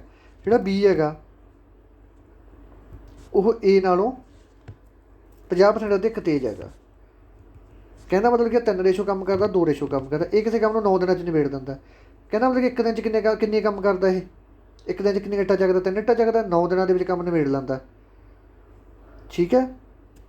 ਇੱਕ ਦਿਨ 'ਚ 3 ਇੱਟਾਂ ਚੱਕਦਾ ਹੈਗਾ, ਤਾਂ 9 ਦੇ ਟੋਟਲ ਕਿੰਨੀਆਂ ਇੱਟਾਂ ਹੋ ਗਈਆਂ ਸਾਰੀਆਂ ਦੱਸੋ ਜੀ, ਠੀਕ ਹੈ ਜੀ। ਇੱਕ ਮਿੰਟ ਦੁਬਾਰਾ ਲਿਖਣ ਦਿਓ, ਇੱਕ ਮਿੰਟ। ਬੀ ਹੈ ਜਿਹੜਾ ਉਹ ਏ ਨਾਲੋਂ 50% ਕੁਛ ਕਹਿੰਦਾ ਉਹਦਾ 100 ਹੋਊਗਾ। ਆਹ 3 ਹਿੱਸੇ ਕੰਮ ਕਰਦਾ, ਆਹ 2 ਹਿੱਸੇ ਕੰਮ ਕਰਦਾ, ਠੀਕ ਹੈ।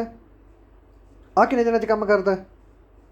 ਇਹ 9 ਦਿਨਾਂ 'ਚ ਕੰਮ ਨਿਬੇੜ ਦਿੰਦਾ ਹੈਗਾ, ਠੀਕ ਹੈ। 9 ਦਿਨਾਂ 'ਚ ਕੰਮ ਨਿਬੇੜ ਦਿੰਦਾ।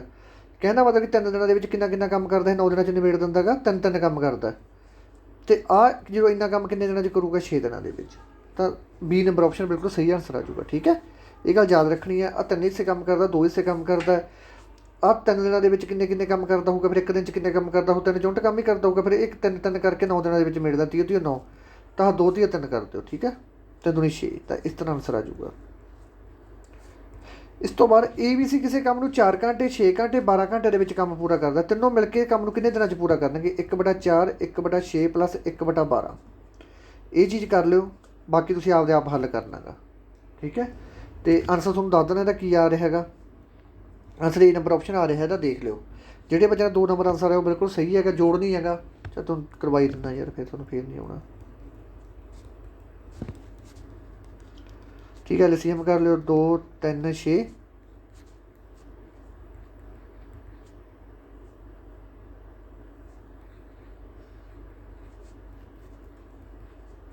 12, 3 2 1 6 6/12। ਤਾਂ 2 ਦਿਨ ਆਨਸਰ ਆ ਗਿਆ, ਠੀਕ ਹੈ। ਇਹ ਨੰਬਰ ਆਪਸ਼ਨ। ਕਿਸੇ ਵਸਤੂ ਨੂੰ 100 ਰੁਪਏ ਦੇ ਵੇਚਣ ਦੇ ਕਿਸੇ ਵਿਅਕਤੀ ਨੂੰ 20 ਰੁਪਏ ਲਾਭ ਹੋ ਰਿਹਾ ਹੈ। 100 ਰੁਪਏ ਦੀ ਜੋ ਚੀਜ਼ ਵੇਚ ਰਿਹਾ ਉਹਨੂੰ 20 ਰੁਪਏ ਲਾਭ ਹੋ ਰਿਹਾ। ਉਸ ਲਾਭ ਪ੍ਰਤੀਸ਼ਤ ਪਤਾ ਕਰੋ। ਸਿੱਧਾ ਪਤਾ ਲੱਗ ਜਾਂਦਾ ਕਿ ਕਿੰਨੇ ਦੀ ਚੀਜ਼ ਲੈ ਕੇ ਆਇਆ ਹੋਊਗਾ ਉਹ, 80 ਰੁਪਈਆਂ ਦੀ। ਲਾਭ ਕਿੰਨਾ ਹੋ ਰਿਹਾ ਉਹਨੂੰ? 20 ਰੁਪਈਆਂ ਦਾ। ਪਰਸੈਂਟ ਕੱਢਣ ਵਾਸਤੇ ਮੂਹਰੇ 100 ਲਾ ਦਿਓ, ਠੀਕ ਹੈ। 0 ਕੱਟੀ ਗਈ 4, ਤਾਂ 25% ਉਹਨੂੰ ਲਾਭ ਹੋ ਰਿਹਾ ਹੈਗਾ। ਬੀ ਨੰਬਰ ਆਪਸ਼ਨ, ਠੀਕ ਹੈ। ਬਿਲਕੁਲ ਸੌਖੇ ਸਵਾਲ ਹੈ ਵਿੱਚ ਤਾਂ, ਪਰ ਥੋੜ੍ਹੀ ਜਿਹੀ ਤੁਹਾਡੀ ਸਕਿੱਲ ਚਾਹੀਦੀ ਹੈ। ਇੱਕ ਘੜੀ ਨੂੰ 2880 ਰੁਪਏ ਦੇ ਵੇਚਦੇ ਇੱਕ ਵਿਅਕਤੀ ਨੂੰ 10% ਹਾਨੀ ਹੁੰਦੀ ਹੈ। ਕਹਿੰਦਾ ਮਤਲਬ ਜਦੋਂ 100 ਵਾਲੀ ਚੀਜ਼ ਉਹ 90 ਦੀ ਵੇਚਦਾ ਹੈਗਾ। ਕਹਿੰਦਾ ਮਤਲਬ ਜਦੋਂ 10 ਵਾਲੀ ਚੀਜ਼ ਉਹ 9 ਦੀ ਵੇਚਦਾ। ਦੇਖੋ ਆਹ 100 ਤੋਂ 100 ਵਾਲੀ ਚੀਜ਼ 90 ਦੀ ਵੇਚਦਾ, ਕੱਟੇ ਗਏ ਸੀ ਨਾ, 10 ਤੋਂ 9 ਤਾਂ ਲਾਇਆ ਹੈਗਾ।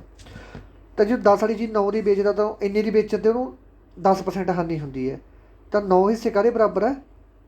2880 ਦੇ ਬਰਾਬਰ ਹੈ, ਠੀਕ ਹੈ। ਤਾਂ ਕਰਕੇ ਹੁਣ ਆਪਾਂ ਜਿਹੜਾ 2880 ਹੈ, ਜਿਹਨੂੰ ਆਪਾਂ ਭਾਗ ਕਰਾਂਗੇ 9 'ਤੇ, 2880 ਭਾਗ 9, ਤਾਂ ਇਹ ਆ ਜਾਊਗਾ 320। ਜੋ 9 ਦੀ 320 ਨਾਲ ਗੁਣਾ ਕਰਦੇ, ਕਿਉਂਕਿ 2880 ਨੂੰ 9 ਦੇ ਵੰਡ ਕੇ ਦੇਖ ਲਿਆ, ਪਤਾ ਲੱਗ ਜਾਂਦਾ। ਜਦੋਂ 9 ਦੀ ਆਪਾਂ 320 ਨਾਲ ਗੁਣਾ ਕਰਦੇ 2880 ਆਉਂਦਾ। 320 ਦੀ ਗੁਣਾ ਇੱਧਰ ਕਰ ਦਿੰਦੇ ਆਪਾਂ, ਇੱਧਰ ਕਿੰਨਾ ਆ ਜਾਊਗਾ? 3200। ਕਹਿੰਦਾ ਮਤਲਬ ਚੀਜ਼ ਕਿੰਨੇ ਵਾਲੀ ਆ ਉਹ? 3200 ਰੁਪਏ ਦੀ। ਵੇਚੀ ਕਿੰਨੇ ਜਾਂਦਾ ਸੀ? 2880 ਰੁਪਈਆਂ ਦੀ। ਇੰਨੇ ਨਾਲ ਹੀ ਵੇਚ ਕੇ 10% ਹਾਨੀ ਹੋ ਰਹੀ ਸੀ, ਕਿ ਜੇਕਰ ਉਹਨੇ 5% ਲਾਭ ਕਮਾਉਣਾ, ਕਿੰਨੇ ਦੀ ਚੀਜ਼ ਸੀ ਉਹ? 3200 ਦੀ। 5% ਲਾਭ ਕਮਾਉਣਾ ਹੈਗਾ, 5% ਨਾਲ ਲਿਖ ਲਓ, ਬਟਾ 100। 0 ਨਾਲ 0 ਕੱਟਿਆ ਗਿਆ, ਠੀਕ ਹੈ। ਅਤੇ 32 ਗੁਣਾ 5 ਕਰ ਦਿਓ, ਇਹ ਆ ਜਾਊਗਾ ਆਪਣੇ ਕੋਲ 160। ਜਿਹੜਾ 160 ਹੈ ਇੰਨਾ ਲਾਭ ਕਮਾਉਣਾ ਉਹਨੇ। 3200 ਦੇ ਵਿੱਚ 160 ਜੋੜ ਦਿਓ, 063, ਤਾਂ 3360 ਆ ਪਿਆ ਬੀ ਨੰਬਰ ਆਪਸ਼ਨ 'ਤੇ, ਠੀਕ ਹੈ। ਇਹਦਾ ਆਨਸਰ ਆ ਜਾਊਗਾ ਬੀ ਨੰਬਰ ਆਪਸ਼ਨ। ਇਸ ਤੋਂ ਬਾਅਦ ਰੀਜ਼ਨਿੰਗ ਦਾ ਬਿਲਕੁਲ ਸੌਖਾ ਸਵਾਲ ਹੈਗਾ। ਇਹ 'ਚ ਦੱਸਣਾ ਤੁਹਾਨੂੰ ਕੀ ਆਊਗਾ। ਬੀ ਦੇਖੋ, ਆਹ ਜਿਹੜੀ ਬੀ ਸੀ ਉਹ ਤਾਂ ਨੇ ਇੱਥੇ ਲਾਤੀ, ਠੀਕ ਹੈ। ਆਹ ਬੀ ਤਾਂ ਉਹਨੇ ਇੱਥੇ ਲਾਤੀ। ਤਾਂ ਆਪਾਂ ਜਿਹੜੀ ਪਹਿਲਾ ਅੱਖਰ ਆ ਉਹ ਚੱਕ ਕੇ ਇੱਥੇ ਲਾ ਲਓ ਤੀਜੇ ਨੰਬਰ 'ਤੇ। ਤੀਜੇ ਨੰਬਰ 'ਤੇ ਕਿਹਦੇ 'ਚ ਆ ਰਿਹਾ ਹੈਗਾ? ਇਹਦੇ 'ਚ ਵੀ ਨਹੀਂ ਆ ਰਿਹਾ, ਇਹਦੇ 'ਚ ਵੀ ਨਹੀਂ ਆ ਰਿਹਾ, ਇਹਨਾਂ ਦੋਨਾਂ 'ਚ ਆ ਰਿਹਾ ਤੀਜੇ ਨੰਬਰ 'ਤੇ, ਠੀਕ ਹੈ। ਇਸ ਤੋਂ ਬਾਅਦ ਇਹਨੇ ਚੱਕ ਲਿਆ ਬੀ ਇੱਥੇ ਲਾਤਾ, ਇਹ ਤੋਂ ਬਾਅਦ ਜਿਹੜਾ ਈ ਸੀ, ਈ ਆਪਦਾ ਉਹਨੇ ਇੱਧਰ ਪਹਿਲੇ ਨੰਬਰ 'ਤੇ ਲਾਤਾ, ਜਿਹੜਾ ਦੂਜਾ ਅੱਖਰ ਸੀ ਉਹ ਪਹਿਲੇ ਨੰਬਰ 'ਤੇ, ਤਾਂ ਆਪਾਂ ਜਿਹੜਾ ਬਾਈ ਆਪਾਂ ਪਹਿਲੇ ਨੰਬਰ 'ਤੇ ਲਾਤਾ, ਪਹਿਲੇ ਨੰਬਰ 'ਤੇ ਦੋਨਾਂ 'ਚ ਹੀ ਲਾਇਆ ਪਿਆ। ਜਿਹੜਾ ਤੀਜਾ ਅੱਖਰ ਸੀ ਉਹਨੇ ਐਂਡ 'ਤੇ ਲਾਤਾ, ਜਿਹੜਾ ਜੈਡ ਸੀ ਉਹ ਐਂਡ 'ਤੇ ਲਾ ਦੇਣਾ। ਐਂਡ 'ਤੇ ਜੈਡ ਕਿਹਦੇ 'ਚ ਲੱਗਿਆ ਹੋਇਆ, ਕਿ ਡੀ 'ਚ ਲੱਗਿਆ ਹੋਇਆ ਹੈਗਾ, ਠੀਕ ਹੈ। ਤਾਂ ਡੀ ਨੰਬਰ ਆਪਸ਼ਨ ਇਹਦਾ ਬਿਲਕੁਲ ਸਹੀ ਆਨਸਰ ਆ ਜੀ।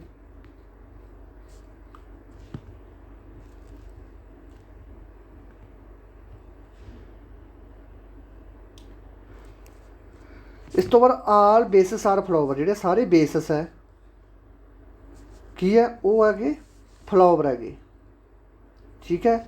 ਨੋ ਫਲਾਵਰ ਆਰ ਪਲਾਂਟ, ਕੋਈ ਵੀ ਜਿਹੜਾ ਫਲਾਵਰ ਹੈਗਾ ਉਹ ਪਲਾਂਟ ਨਹੀਂ ਹੈਗਾ, ਠੀਕ ਹੈ। ਇਹ ਗੱਲ ਕਹਿਤੀ, ਕਹਿੰਦੇ ਨੋ ਬੇਸ ਇਜ ਪਲਾਂਟ, ਕਹਿੰਦੇ ਕੋਈ ਵੀ ਬੇਸ ਹੈ ਜਿਹੜਾ ਉਹ ਪਲਾਂਟ ਨਹੀਂ ਹੈਗਾ, ਨਹੀਂ ਹੈਗਾ ਕਿਉਂਕਿ ਜਦੋਂ ਫਲਾਵਰ ਹੀ ਨਹੀਂ ਹੈਗਾ, ਜਦੋਂ ਆਹ ਹਿੱਸਾ ਹੀ ਨਹੀਂ ਹੈਗਾ, ਕਿਉਂਕਿ ਫਲਾਵਰ ਦੇ ਵਿੱਚ ਹੀ ਤਾਂ ਬੇਸ ਹੈ। ਜਦੋਂ ਫਲਾਵਰ ਹੀ ਪਲਾਂਟ ਦਾ ਹਿੱਸਾ ਹੈ ਨਹੀਂ ਤਾਂ ਇਹ ਕਿਵੇਂ ਹਿੱਸਾ ਹੋ ਜਾਊਗਾ। ਕਹਿੰਦੇ ਕੋਈ ਵੀ ਬੇਸ ਹੈ ਜਿਹੜਾ ਉਹ ਪਲਾਂਟ ਨਹੀਂ ਹੈਗਾ, ਨਹੀਂ ਹੈਗਾ, ਬਿਲਕੁਲ ਸਹੀ ਗੱਲ ਕਹੀ ਇਹਨਾਂ ਨੇ।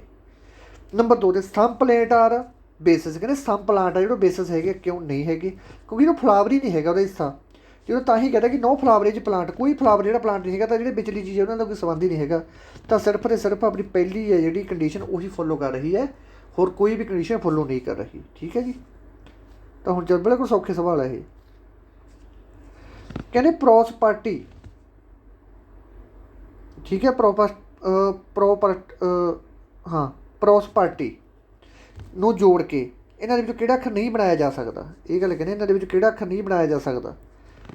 ਦੇਖੋ PROPERT ਭਾਈ ਆਹ ਤਾਂ ਬਣਾਇਆ ਜਾ ਸਕਦਾ ਹੈਗਾ, ਕਿਉਂਕਿ ਆਹ ਸਾਰੇ ਅੱਖਰ ਪਏ ਇਹਦੇ 'ਚ। ਹਾਂ, 2 ਪੀਆਂ TOPPERS, ਕਿਹੜਾ ਨਹੀਂ ਬਣਾਇਆ ਜਾ ਸਕਦਾ, ਆ ਵੀ ਬਣਾਇਆ ਜਾ ਸਕਦਾ ਹੈਗਾ। TO 2 ਪੀਆਂ ਪੰਗੀਆਂ ਗਈਆਂ, ਉਹੀ ਅੱਖਰ ਦੇਖਣੇ ਕਿ ਉਹ ਅੱਖਰ 'ਚ ਮੈਚ ਆ ਰਹੇ ਨੇ। ERS ਇਹ ਵੀ ਬਣਾਇਆ ਜਾ ਸਕਦਾ ਹੈ। REPORTS ਇਹ ਵੀ ਬਣਾਇਆ ਜਾ ਸਕਦਾ ਹੈਗਾ। 2 ਐਸਾਂ ਪੰਗੀਆਂ ਗਈਆਂ, 2 ਐਸਾਂ ਹੈ ਨਹੀਂ ਇਹਦੇ 'ਚ, ਤਾਂ ਡੀ ਆਪਸ਼ਨ ਹੀ ਬਣਾਇਆ ਜਾ ਸਕਦਾ, ਠੀਕ ਹੈ। ਇਹ ਗੱਲ ਯਾਦ ਰੱਖਣੀ ਹੈ।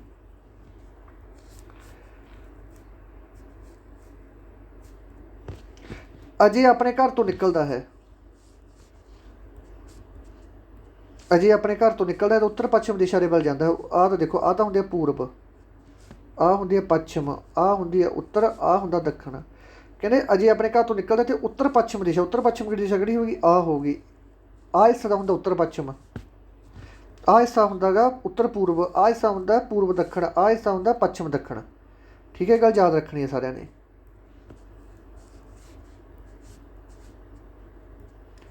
ਇੱਕ ਬੰਦਾ ਆਪਣੇ ਘਰ ਤੋਂ ਨਿਕਲਦੇ ਤਾਂ ਉੱਤਰ ਪੱਛਮ ਦਿਸ਼ਾ ਵੱਲ ਜਾਂਦਾ ਹੈ, ਠੀਕ ਹੈ ਜੀ, ਭਾਗ ਗਿਆ ਉੱਤਰ ਪੱਛਮ ਦਿਸ਼ਾ ਵੱਲ। ਉੱਤਰ ਪੱਛਮ ਦਿਸ਼ਾ ਵੱਲ 30 ਕਿਲੋਮੀਟਰ ਜਾਂਦਾ ਹੈ, ਭਾਗ ਗਿਆ, ਸਮਝ ਗਏ। ਉਸ ਤੋਂ ਬਾਅਦ ਫਿਰ ਉਹ ਦੱਖਣ ਪੱਛਮ ਦਿਸ਼ਾ ਵੱਲ 30 ਕਿਲੋਮੀਟਰ ਜਾਂਦਾ। ਦੱਖਣ ਪੱਛਮ ਕਿਹੜੀ ਹੋ ਗਈ, ਦੱਖਣ ਪੱਛਮ ਹੋ ਗਈ ਆਹ।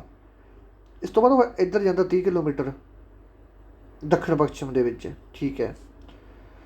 ਠੀਕ, ਇਸ ਤੋਂ ਬਾਅਦ ਉਹ ਦੱਖਣ ਪੂਰਬ ਕਿੱਧਰ ਹੋ ਗਿਆ, ਦੱਖਣ ਪੂਰਬ ਆ ਹੋ ਗਿਆ, ਇੱਧਰ ਵਗ ਜਾਂਦਾ 30 ਕਿਲੋਮੀਟਰ, ਠੀਕ ਹੈ। ਅਤੇ ਉਹ ਕਿਸ ਦਿਸ਼ਾ ਵੱਲ ਜਾ ਰਿਹਾ ਹੈ ਹੁਣ, ਤਾਂ ਉਹ ਭਾਈ ਆਹ ਦਿਸ਼ਾ ਵੱਲ ਜਾ ਰਿਹਾ। ਇਹ ਦਿਸ਼ਾ ਕਿਹੜੀ ਹੈ ਭਾਈ, ਸਾਊਥ ਈਸਟ, ਤਾਂ ਡੀ ਨੰਬਰ ਆਪਸ਼ਨ ਇਹਦਾ ਆਨਸਰ ਆ ਜਾਊਗਾ, ਠੀਕ ਹੈ। ਇਹ ਨੌਰਥ ਕਹਿ ਰਹੇ ਨੇ, ਨੌਰਥ ਨਹੀਂ ਆਊਗਾ, ਠੀਕ ਹੈ। ਇੱਕ ਵਾਰ ਦੁਬਾਰੇ ਦੇਖ ਲੈਂਦੇ। ਅਜੇ ਆਪਣੇ ਘਰ ਤੋਂ ਨਿਕਲਦਾ ਹੈ ਅਤੇ ਉੱਤਰ ਪੱਛਮ ਦਿਸ਼ਾ ਵੱਲ ਜਾਂਦਾ 30 ਕਿਲੋਮੀਟਰ, ਉੱਤਰ ਅਤੇ ਪੱਛਮ ਤਾਂ ਆ ਹੋ ਗਈ 30 ਕਿਲੋਮੀਟਰ ਜਾਂਦਾ ਹੈ। ਅਤੇ ਫਿਰ ਉਹ ਦੱਖਣ ਪੱਛਮ ਦਿਸ਼ਾ ਵੱਲ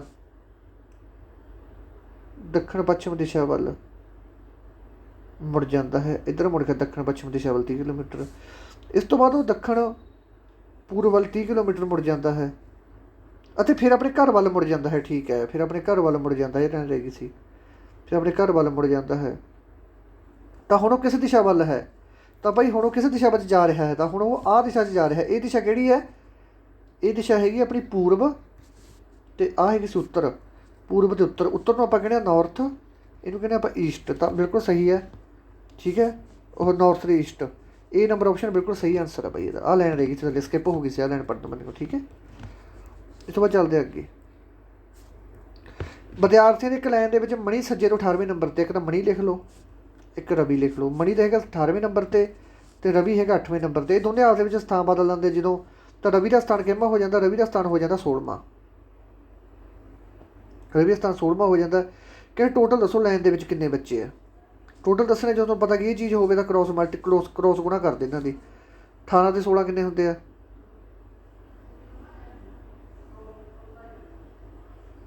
18 ਤੇ 16 ਕਿੰਨੇ ਹੁੰਦੇ ਆ। ਇਹ ਪ੍ਰਸ਼ਨ, ਇਹ ਥੋੜ੍ਹੀ ਮਿਸਟੇਕ ਹੈ ਇਹਦੇ ਵਿੱਚ। ਇਹਨਾਂ ਨੇ ਇਹ ਲਿਖਣਾ ਸੀ ਵਿਦਿਆਰਥੀਆਂ ਦੀ ਇੱਕ ਲਾਈਨ ਦੇ ਵਿੱਚ ਮਣੀ ਦਾ ਸੱਜੇ ਪਾਸਿਓਂ 18ਵੇਂ ਨੰਬਰ 'ਤੇ ਹੈ ਅਤੇ ਰਵੀ ਖੱਬੇ ਦੇ ਪਾਸਿਓਂ 8ਵੇਂ ਨੰਬਰ 'ਤੇ। ਜਦੋਂ ਆਪਣਾ ਸਥਾਨ ਬਦਲ ਲੈਂਦੇ ਹਨ ਤਾਂ ਮਣੀ ਅਤੇ ਰਵੀ ਆਪਣਾ ਸਥਾਨ ਬਦਲਦੇ, ਰਵੀ ਦਾ ਸਥਾਨ ਤਾਂ ਰਵੀ ਦਾ ਸਥਾਨ ਕਿੰਨਾ ਹੋ ਜਾਂਦਾ, ਰਵੀ ਦਾ ਸਥਾਨ 16ਵਾਂ ਹੋ ਜਾਂਦਾ। ਕਹਿੰਦੇ ਰਵੀ ਦਾ ਸਥਾਨ ਹੋ ਗਿਆ 16ਵਾਂ ਅਤੇ ਹਾਂ ਰਵੀ ਦਾ ਸਥਾਨ ਹੋ ਗਿਆ 16ਵਾਂ। ਬਸ ਇਹ ਟੋਟਲ ਪੁੱਛਣਾ ਜਦੋਂ ਆਪਾਂ 16 + 18 ਕਰ ਦਾਂਗੇ, -1 ਕਰ ਦਾਂਗੇ। 16 ਦੇ ਵਿੱਚ 6 ਜੋੜੇ ਕਿੰਨੇ ਹੁੰਦੇ ਆ, 24 ਅਤੇ 34। 34 'ਚੋਂ ਕਿਹੜਾ 33 ਆਨਸਰ ਹੋਣਾ ਚਾਹੀਦਾ ਇਹਦਾ। ਠੀਕ ਹੈ, ਇਹ ਥੋੜ੍ਹੀ ਮਿਸਟੇਕ ਦਿੱਤੀ ਵੀ ਹੈ। ਇਹਨਾਂ ਨੇ ਰਵੀ ਦਾ ਨਾਂ ਨਹੀਂ ਲੈਣਾ ਸੀ ਇੱਥੇ, ਰਵੀ ਦਾ ਸਥਾਨ 16ਵਾਂ ਨਹੀਂ ਕਰਨਾ ਸੀ, ਜਾਂ 16ਵਾਂ ਸਥਾਨ ਕਰਨਾ ਸੀ ਇਹਦਾ। ਕਿਹਦਾ ਸਥਾਨ 16ਵਾਂ ਹੋ ਜਾਂਦਾ, ਤਾਂ ਇਹਦਾ ਸਥਾਨ ਦੱਸੋ ਕਿੰਨਾ, ਜਾਂ ਫਿਰ ਦੱਸੋ ਟੋਟਲ। ਫਿਰ ਆਪਾਂ 16 ਦੇ ਵਿੱਚ 8 ਜੋੜਦੇ 24 ਆ ਜਾਂਦਾ, 24 'ਚ 1 ਹੋ ਜਾਂਦਾ -, ਤਾਂ 23 ਆਨਸਰ ਆਉਣਾ ਸੀ ਫਿਰ ਇਹਦਾ। ਠੀਕ ਹੈ, ਮਿਸਟੇਕ ਹੈ। ਜਾਂ ਤੁਸੀਂ ਇਹ ਕਰੋ, ਜਿਹੜਾ ਸਵਾਲ ਮੈਂ ਕੱਢਿਆ 33 ਉਹ ਬਿਲਕੁਲ ਸਹੀ ਆਨਸਰ ਹੈ। ਠੀਕ ਹੈ, ਜੇ ਆਪਾਂ ਸਵਾਲ ਆਪਸ਼ਨ ਨਾ ਦੇਖੀ, ਜੇ ਆਪਾਂ ਆਪਸ਼ਨ ਨਾ ਦੇਖ ਕੇ ਕੱਢੀਏ ਆਪਾਂ ਸਵਾਲ, ਫਿਰ ਕਿਵੇਂ ਸਵਾਲ ਆਊਗਾ। ਜਾਂ ਸਾਰੀ ਆਪਸ਼ਨ ਗਲਤ ਮੰਨ ਲਓ। ਠੀਕ ਹੈ, ਤਾਂ ਫਿਰ ਮਣੀ ਦਾ ਸਥਾਨ 18ਵਾਂ, ਰਵੀ ਦਾ ਸਥਾਨ 8ਵਾਂ ਗਾ। ਜਦੋਂ ਸਥਾਨ ਬਦਲਦਾ ਰਵੀ ਦਾ ਸਥਾਨ ਕਿੰਨਾ ਹੋ ਜਾਂਦਾ, 16ਵਾਂ ਹੋ ਜਾਂਦਾ। ਤਾਂ ਟੋਟਲ ਦੱਸੋ, ਤਾਂ ਟੋਟਲ ਬਾਈ ਜਾਂ ਤਾਂ ਇਹਨੂੰ ਜੋੜ ਲਓ, ਦੋਨਾਂ ਨੂੰ 16 + 18 -1 ਕਰ ਦਿਓ, ਤਾਂ ਆਪਣੇ ਕੋਲ ਆਨਸਰ ਆ ਜਾਊਗਾ। ਠੀਕ ਹੈ, ਕਰਵਾਇਆ ਹੋਇਆ। ਆਹ ਹੱਲ ਕਰਨਾ ਕਹਿੰਦੇ 15/3 ਜੋੜ 6 ਗੁਣਾ 8 ਘਟਾਓ 7। ਆਹ ਚੀਜ਼ ਦਾ ਹੱਲ ਕਰਨਾ। ਇਹਨੂੰ ਆਪਾਂ ਸਭ ਤੋਂ ਪਹਿਲਾਂ ਬੋਰਡ ਮਾਸ ਦੇ ਅਨੁਸਾਰ ਆਪਾਂ ਭਾਗ ਹੱਲ ਕਰਾਂਗੇ 5, ਫਿਰ 8 6 48 ਕਰਾਂਗੇ, ਫਿਰ -7। 58 ਅਤੇ 5 ਕਿੰਨੇ ਹੁੰਦੇ ਆ, 53। 53 ਦੇ 7 ਕੱਢੇ ਕਿੰਨੇ ਰਹਿ ਗਏ ਮਗਰ, 8 6 48, 3 ਜੋੜ 6 ਗੁਣਾ 8, 46 ਆਨਸਰ ਆ ਜਾਊਗਾ ਇਹਦਾ। ਠੀਕ ਹੈ, ਹਾਂ ਆਹ ਪੈ ਡੀ ਨੰਬਰ ਆਪਸ਼ਨ 46। ਠੀਕ ਹੈ ਜੀ, ਆਹ ਤੁਸੀਂ ਆਪਦੇ ਆਪ ਕਰ ਲਿਓ ਭਾਈ। ਠੀਕ ਹੈ, ਤੁਸੀਂ ਆਪਦੇ ਆਪ ਕਰ ਲਿਓ। ਤੁਹਾਨੂੰ ਇੱਕ ਟ੍ਰਿਕ ਦੱਸ ਦਿੰਦਾ, 11 ਦੇ ਵਿੱਚ 6 ਜੋੜੇ ਕਿੰਨੇ ਬਣ ਜਾਂਦੇ, 17। ਤਾਂ 17 ਦੇ ਵਿੱਚ 6 ਜੋੜੇ ਬਣ ਜਾਂਦੇ 23, 23 ਦੇ ਵਿੱਚ 6 ਜੋੜ ਬਣ ਜਾਂਦੇ 29। ਕਹਿੰਦਾ ਇਹਨਾਂ ਦੋਨੇ ਆਪਸ਼ਨ ਆਉਣਗੀਆਂ, ਆ ਵੀ ਨਹੀਂ ਆਉਂਦੀ, ਆ ਵੀ ਨਹੀਂ ਆਉਂਦੀ। ਇਹਨਾਂ ਦੋਨਾਂ ਦਾ ਹੱਲ ਤੁਸੀਂ ਕਰਕੇ ਦੇਖਣਾ ਗਾ ਕਿ ਕਿਹੜੀ ਆਊਗੀ। ਠੀਕ ਹੈ, ਤੁਸੀਂ ਦੇਖਣਾ ਗਾ। ਆਹ ਦੇਖ ਲਓ ਸੀ ਅਤੇ ਬੀ ਦਾ ਕਿੰਨਾ ਫਰਕ ਪੈ ਰਿਹਾ, ਇਹਦਾ ਕਿੰਨਾ ਫਰਕ ਪੈ ਦੂਗਾ, ਉਹਨਾਂ ਦਾ ਫਰਕ ਪਾ ਦੂਗਾ ਜੀ। ਠੀਕ ਹੈ, ਆਨਸਰ ਵੈਸੇ ਤਾਂ ਬੀ ਆਊਗਾ, ਦੇਖ ਲਿਓ। ਕਹਿੰਦੇ 16 ਤੋਂ 23 ਬਣ ਰਿਹਾ, 14 ਤੋਂ ਕਿੰਨਾ ਬਣੂਗਾ, ਦੇਖੋ ਕੱਢ ਕੇ ਆਪਦੇ ਆਪ। ਇਸ ਤੋਂ ਬਾਅਦ ਤੁਸੀਂ ਮੇਰਾ ਦੇਖਣਾ ਭਾਈ। ਠੀਕ ਹੈ, ਦੱਸੋ, ਬੋਲੋ ਸੰਗਤੇ। ਇਹਨੂੰ ਆਪਾਂ ਕਰਾਂਗੇ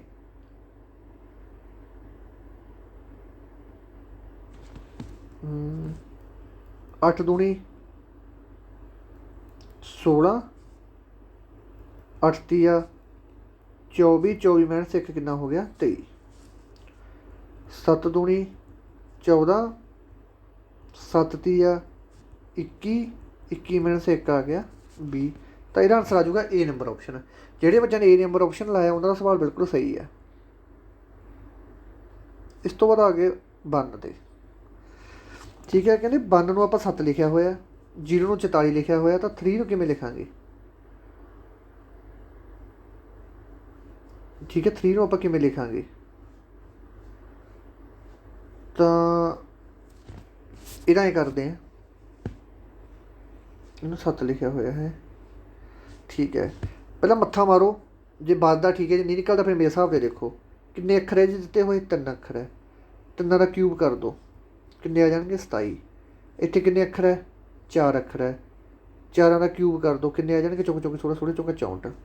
ਠੀਕ ਹੈ, ਇਸ ਤੋਂ ਬਾਅਦ ਕਿੰਨੇ ਅੱਖਰ ਹੈ ਇੱਥੇ, 1 2 3 4 5। 5 ਦਾ ਕਿਊਬ ਕਰ ਦਿਓ, ਇੱਥੇ ਕਿੰਨੇ ਆ ਜਾਣਗੇ 125। ਇਹ 'ਚ ਵੀ 20 ਘਟਾ ਦਿਓ, ਇਹਦੇ 'ਚ ਵੀ 20 ਘਟਾ ਦਿਓ, ਇਹਦੇ 'ਚ ਵੀ 20 ਘਟਾ ਦਿਓ, 7 44 105। ਤਾਂ ਸੀ ਨੰਬਰ ਆਪਸ਼ਨ ਜਿਹੜੇ ਬੱਚੇ ਨੇ ਆਨਸਰ ਲਾਇਆ, ਉਹਦਾ ਸਵਾਲ ਬਿਲਕੁਲ ਸਹੀ ਹੈ।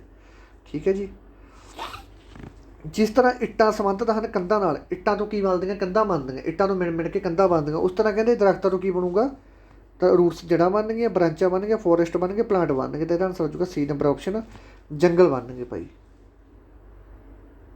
ਕੰਪਿਊਟਰ ਦੇ ਸਵਾਲ ਕਰਦੇ ਆਪਾਂ। ਵਾਈਫਾਈ ਦੀ ਫੁੱਲ ਫਾਰਮ ਕੀ ਹੈ? Wireless fidelity, wire wide, wireless form, none of these. ਤਾਂ ਇਹਦਾ ਆਨਸਰ ਹੈਗਾ ਵਾਇਰਲੈਸ ਫਾਈਡਲਿਟੀ। ਠੀਕ ਹੈ, ਵਾਇਰਲੈਸ ਤੋਂ।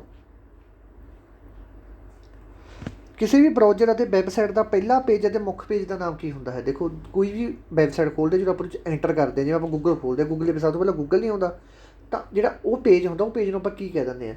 ਉਹ ਪੇਜ ਨੂੰ ਆਪਾਂ ਕਹਿੰਦੇ ਹੋਮ ਪੇਜ ਕਹਿੰਦੇ ਹਾਂ, ਡੋਮੇਨ ਪੇਜ ਕਹਿੰਦੇ ਹਾਂ, ਗੂਗਲ ਕਹਿੰਦੇ, ਜਾਹੂ ਕਹਿੰਦੇ। ਗੂਗਲ ਤਾਂ ਕਹਿ ਨਹੀਂ ਸਕਦੇ, ਨਾ ਜਾਹੂ ਕਹਿ ਸਕਦੇ। ਡੋਮੇਨ ਪੇਜ ਤਾਂ ਈਮੇਲ ਦੇ ਵਿੱਚ ਯੂਜ਼ ਕੀਤਾ ਜਾਂਦਾ। ਤਾਂ ਇਹਦਾ ਆਨਸਰ ਆ ਜਾਊਗਾ ਆਪਣਾ ਹੋਮ ਪੇਜ। ਹੋਮ ਪੇਜ ਕਹਿ ਦਿੰਦੇ ਆ ਜਿਹੜੇ ਆਪਣੇ ਇਹ ਪੇਜ ਹੁੰਦੇ, ਵੈੱਬ ਪੇਜ। ਬਹੁਤ ਸਾਰੇ ਵੈੱਬ ਪੇਜਾਂ ਤੋਂ ਮਿਲ ਕੇ, ਬਹੁਤ ਸਾਰੇ ਵੈੱਬ ਪੇਜ ਤੋਂ ਮਿਲ ਕੇ ਕੀ ਬਣਦੀ ਹੈ? ਆਪਣੀ ਵੈਬਸਾਈਟ ਬਣਦੀ ਹੈ। ਅਤੇ ਜਿਹੜੀ ਵੈਬਸਾਈਟ ਹੁੰਦੀ ਹੈ, ਇਹ ਕਿਹੜੀ ਭਾਸ਼ਾ ਦੇ ਵਿੱਚ ਲਿਖੀ ਹੁੰਦੀ ਹੈ? ਇਹ ਲਿਖੀ ਹੁੰਦੀ ਹੈ HTML ਭਾਸ਼ਾ ਦੇ ਵਿੱਚ ਸਾਰੇ ਵੈੱਬ ਪੇਜ ਲਿਖੇ ਹੋਏ ਹੁੰਦੇ ਆ। ਇਹ ਗੱਲ ਵੀ ਯਾਦ ਰੱਖਣੀ ਹੈ। ਮੋਡਮ ਕਿਸ ਨਾਲ ਜੁੜਿਆ ਹੁੰਦਾ ਹੈ? ਸਭ ਤੋਂ ਪਹਿਲਾਂ ਮੋਡਮ ਦਾ ਫੁੱਲ ਫਾਰਮ ਕੀ ਹੈ? ਮੋਡੂਲੇਟਰ ਐਂਡ ਡੀਮੋਡੂਲੇਟਰ। ਕਹਿੰਦਾ ਮਤਲਬ ਕਿ ਇਹਦਾ ਕੀ ਕੰਮ ਹੈ ਕਿ ਐਨਾਲੋਗ ਸਿਗਨਲ ਨੂੰ ਇਹ ਡਿਜੀਟਲ ਸਿਗਨਲ ਦੇ ਵਿੱਚ ਬਦਲਦਾ, ਅਤੇ ਡਿਜੀਟਲ ਸਿਗਨਲ ਨੂੰ ਇਹ ਐਨਾਲੋਗ ਸਿਗਨਲ ਦੇ ਵਿੱਚ ਬਦਲਦਾ। ਕੌਣ? ਮੋਡਮ। ਮੋਡਮ ਟੈਲੀਫੋਨ ਨਾਲ ਜੁੜਿਆ ਹੁੰਦਾ ਗਾ। ਪਹਿਲਾਂ ਇਹ ਸਿੰਪਲੈਕਸ ਦੇ ਵਿੱਚ ਕੰਮ ਕਰਦਾ ਹੁੰਦਾ ਸੀ, ਪਰ ਹੁਣ ਇਹ ਡੁਪਲੈਕਸ ਦੇ ਵਿੱਚ ਵੀ ਕੰਮ ਕਰ ਰਿਹਾ ਹੈਗਾ। ਠੀਕ ਹੈ, ਕਹਿੰਦਾ ਮਤਲਬ ਕਿ ਹੁਣ ਆਪਾਂ ਤਾਂ ਹੋਰ ਵੀ ਕੰਮ ਕਰ ਸਕਦੇ ਹਾਂ। ਤਾਂ ਜਿਹੜੇ ਮੋਡਮ ਹੈ ਕਿਸ ਨਾਲ ਜੁੜਿਆ ਹੁੰਦਾ? ਟੈਲੀਫੋਨ ਦੇ ਨਾਲ ਜੁੜਿਆ ਹੁੰਦਾ ਪੁੱਤਰੋ। ਠੀਕ ਹੈ, ਹੁਣ ਚੱਲਦੇ ਆਪਾਂ ਅਗਲੇ 'ਤੇ।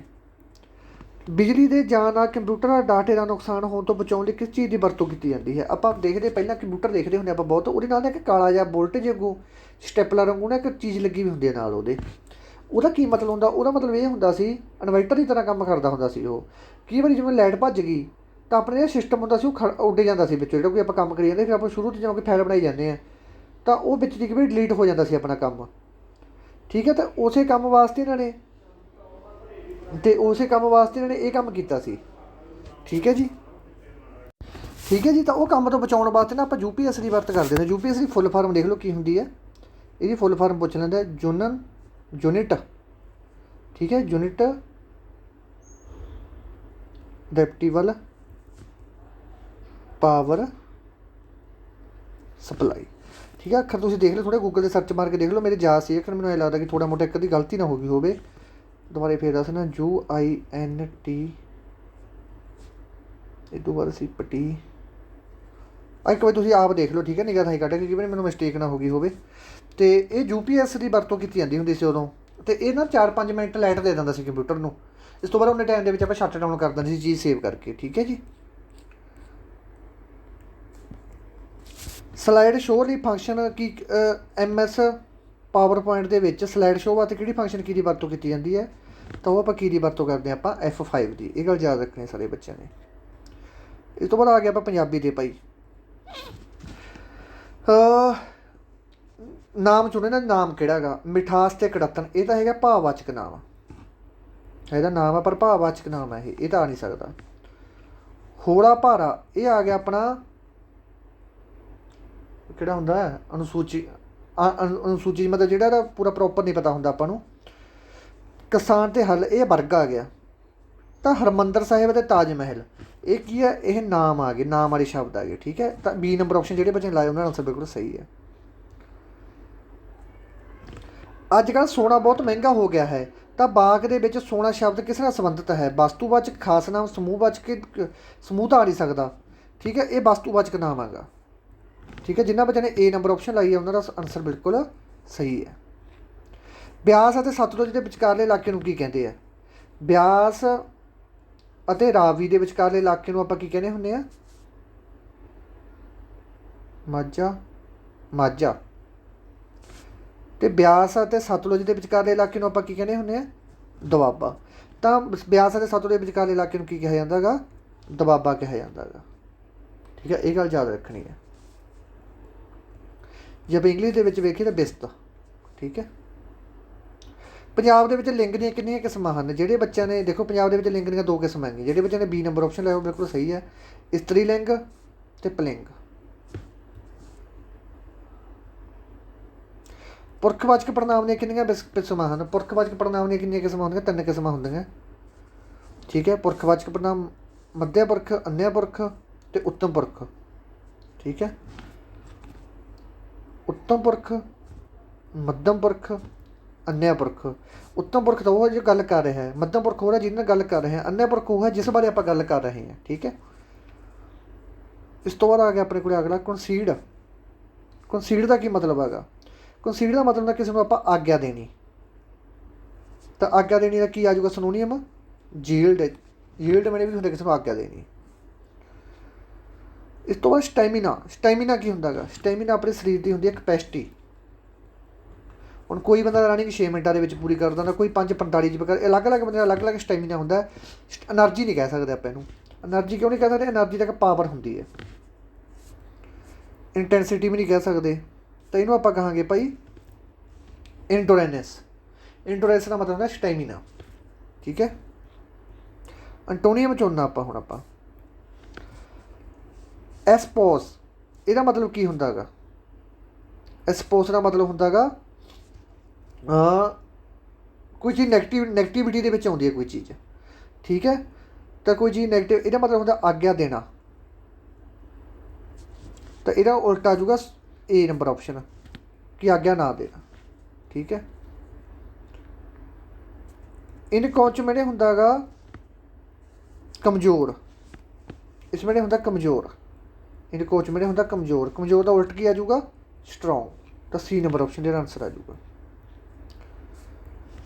ਐਨ act of misappropriation of money, ਉਹ ਬੰਦਾ ਜਿਹੜਾ ਪੈਸੇ ਦਾ ਦੁਰਉਪਯੋਗ ਕਰਦਾ ਗਾ। ਜਿਹੜਾ ਬੰਦਾ ਪੈਸੇ ਦਾ ਦੁਰਉਪਯੋਗ ਕਰਦਾ ਉਹਨੂੰ ਆਪਾਂ ਕੀ ਕਹਾਂਗੇ? ਡਿਬੇਸਮੈਂਟ, ਮਿਸਕੰਡਕਟ, ਇੰਬੈਜਲਮੈਂਟ ਕਿ ਕਰਪਸ਼ਨ। ਕਰਪਸ਼ਨ ਤਾਂ ਉਹ ਹੁੰਦਾ ਜਿਹੜਾ ਰਿਸ਼ਵਤ ਲੈਂਦਾ।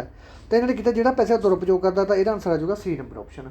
ਠੀਕ ਹੈ, ਇੱਕ ਗੱਲ ਹੋਰ ਭਾਈ, ਜਿਹੜੇ ਇਹ ਮੈਂ ਪ੍ਰਸ਼ਨ ਕਰਵਾਏ ਹੋਏ ਆ, ਇਹ ਇੱਕ ਪ੍ਰਸ਼ਨ 2 ਨੰਬਰਾਂ ਦਾ, ਇਹ ਗੱਲ ਯਾਦ ਰੱਖਣੀ ਹੈ। ਠੀਕ ਹੈ, ਇੱਕ ਪ੍ਰਸ਼ਨ ਕਿੰਨੇ ਨੰਬਰਾਂ ਦਾ? 2 ਨੰਬਰਾਂ ਦਾ, ਕਿਉਂਕਿ 100 ਨੰਬਰ ਦਾ ਪੂਰਾ ਇਹ ਵੀ। ਅਤੇ ਜੇ ਤੁਹਾਡੇ 50 ਦੇ ਵਿੱਚੋਂ 25 ਸਹੀ ਹੁੰਦੇ ਆ ਤਾਂ 25 ਦੂਣਾ 2 ਕਰ ਲਿਓ, ਤਾਂ ਤੁਹਾਡੇ ਸਮਝ ਲਓ 50 ਨੰਬਰ ਆ ਗਏ 100 ਚੋਂ। ਠੀਕ ਹੈ, ਜੇ ਕਿਸੇ ਬੱਚੇ ਦੇ 37 ਪ੍ਰਸ਼ਨ ਸਹੀ ਹੁੰਦੇ ਆ ਤਾਂ ਤੁਸੀਂ 37 ਦੀ 2 ਨਾਲ ਗੁਣਾ ਕਰ ਦੇਣੀ ਹੈ, 14, 6 ਅਤੇ 76। ਠੀਕ ਹੈ, 76 ਨੰਬਰ।